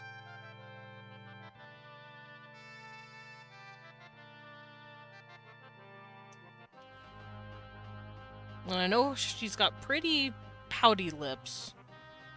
Her nose isn't that long, though. Let's shrink that down a little more. Move it up a bit.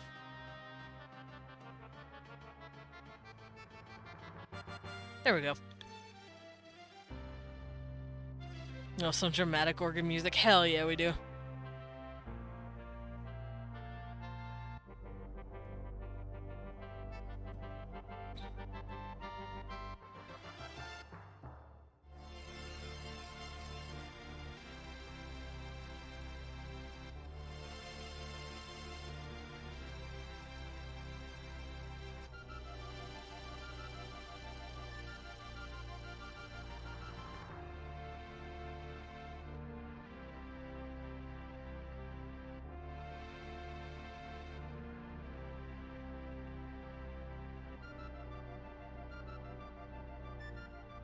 There we go.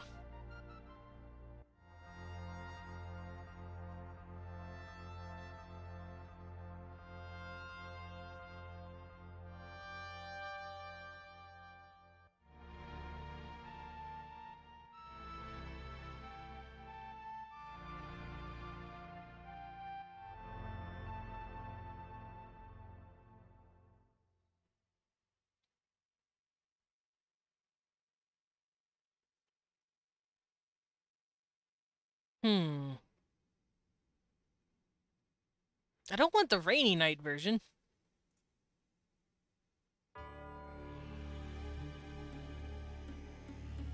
Do you do commissions? I do commissions.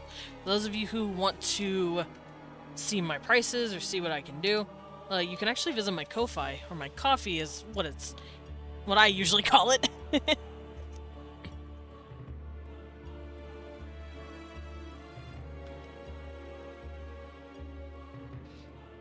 Also, there's a Discord. Ah, thank you, Riza.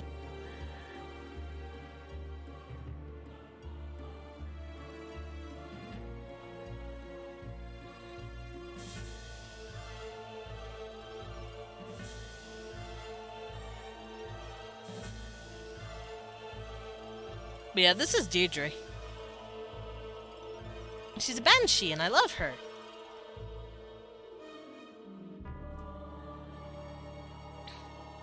And I forgot I can include her.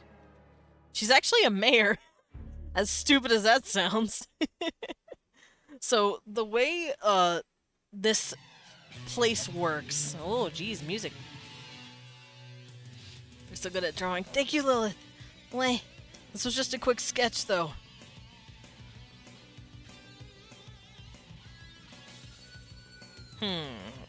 I would actually need to Google the sizes I would need to make sprites for this thing. Uh-oh.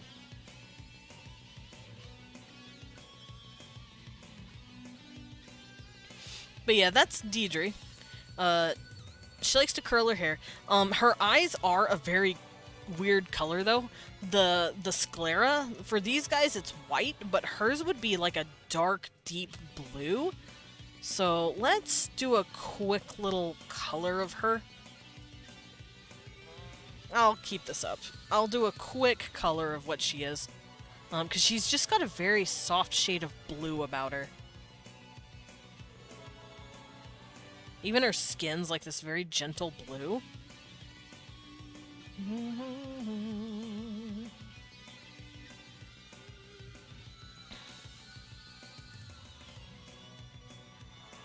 And then her eyes, her irises, would be like this very deep, dark navy.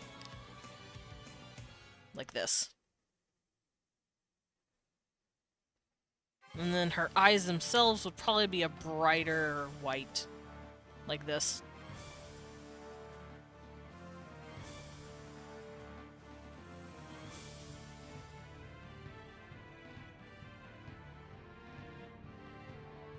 So that's something, that's how she looks. I love her. She's a sweet lady.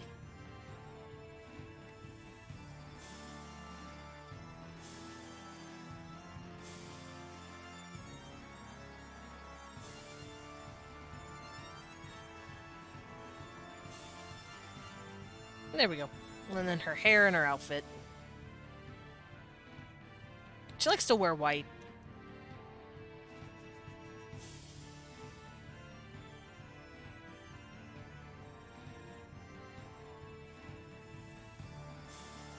There she is. Baby girl.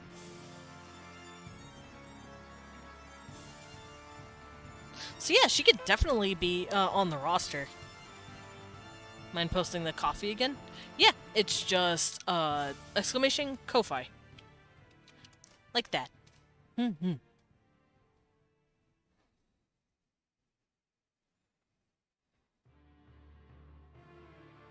Pretty girl. Alright, what other characters? There's... Oh... I got a... There's a Camille. I got sad thinking about her. Hold up, let's go... Let's go write down Camille.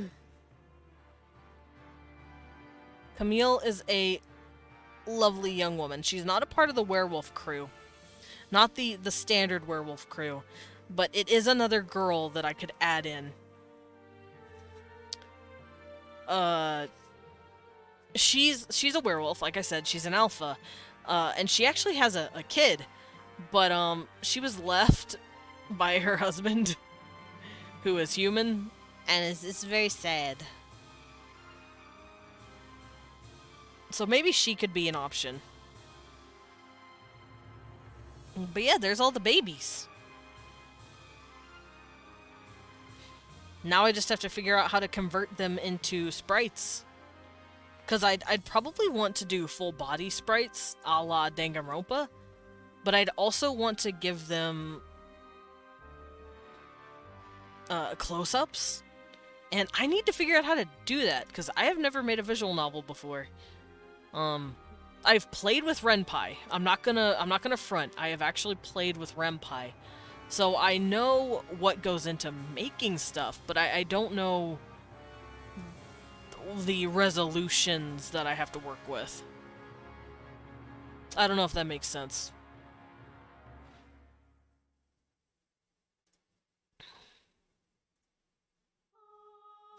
I'd have to think about it. But I could actually call it, because it is almost 2. And I've pretty much gushed about my OCs this entire time. I've had a lot of fun, though. Also, before we go, I want to show off one more thing. Teehee, it's Farron's, but he's holding his scythe umbrella. He's going to be the daddy, the DILF vampire you can date. How does coffee work? If you go into Ko-Fi, there is a commission me button, and that will tell you the different things that I offer. Here, I'll show you what I mean. Let's bring this down. This is my lovely Ko-Fi page. It's very, very nice. No banner whatsoever. But if you come down here and you click commission me, it'll show you everything I do, and it'll show you examples. This one doesn't have an example yet because I actually have never been commissioned to that. But funny caffeine molecules make heart go brrr.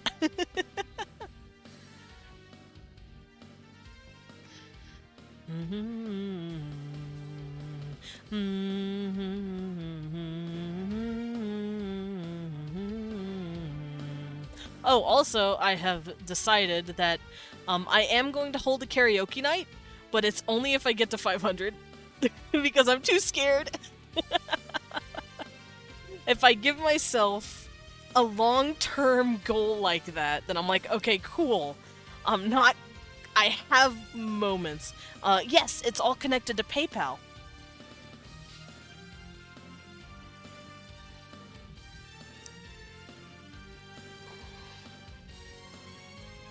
Yeah, there's PayPal options. Ooh.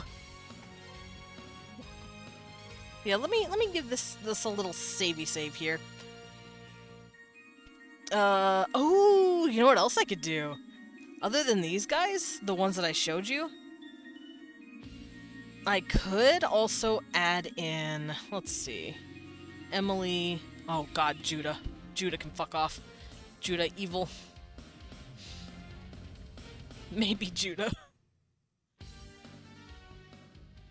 I could add in a few Jen to date. Maybe you accidentally summon a demon. Huh? Wait, really? Oh goodness. Uh-oh. Now I am nervous and scared. I hope I can do you justice.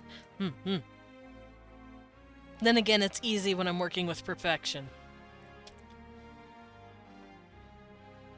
But yeah, I could totally make a couple of Gen that people can accidentally summon. That'd be fun.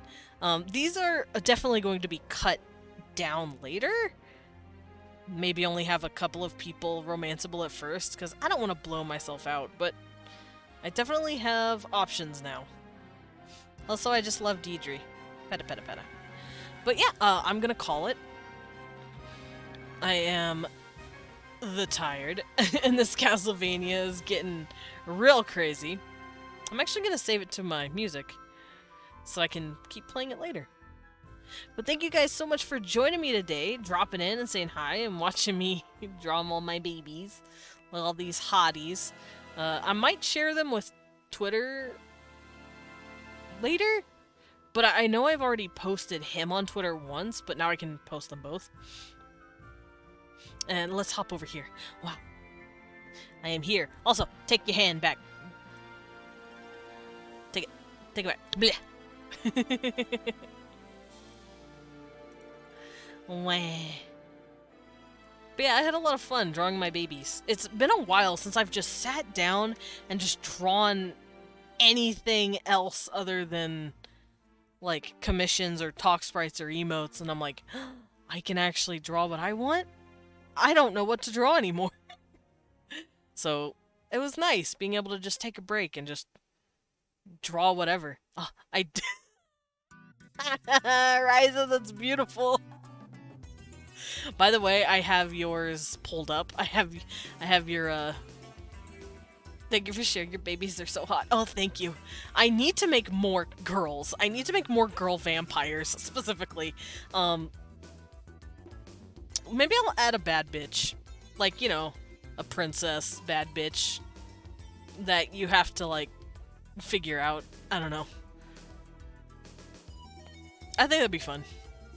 But yeah, thank you guys for showing up and listen to me rant about my beautiful OCs for 4 hours. Maybe next time we're doing this, I can cover... Danny's live! We're gonna drop it on Danny! So really cool. I'm glad you like them. I just want to be smooshed between Morgan and Byron. Oh, that'd be cute. Byron would be cranky and meh about it, but Morgan would be very, very gentle. Squishing Ryza against a wall or something. But let's raid Danny! I love her. She's live. We're going after this cutie pie. Huh? Did I spell it wrong? I spelled it wrong. It's TV, not VT. Oh boy. So for those of you who do not have my raid emotes, my emotes in general, that's fine. You can copy this and let Danny know that this is a bat rave happening. If you do have my emotes, you can copy this and remind Danny that it is tea time. Okay, let's go drop in on a lovely elf. It looks like she's bundled on a blanket. That looks very comfy. She's playing Minecraft at the moment. I think it's Twitch Spawn. So I might actually hop on the server soon, let my brain rest, because Minecraft is a very calm down, chill kind of game for me. And I think I deserve it. I think I've been a good boy. But yeah, thank you guys so much for hanging out with me today, watching me lose my mind. Yeah, there we go. And I will see you guys tomorrow. I don't know what I'm going to be playing. Tuesdays and Thursdays are gaming days, but they're usually wild card. It's whatever I'm feeling. But I've been trying to beat Power Wash Sim, as stupid as that sounds. The lore has hooked me. So we're probably going to do that tomorrow, and I will see you guys later. Goodbye!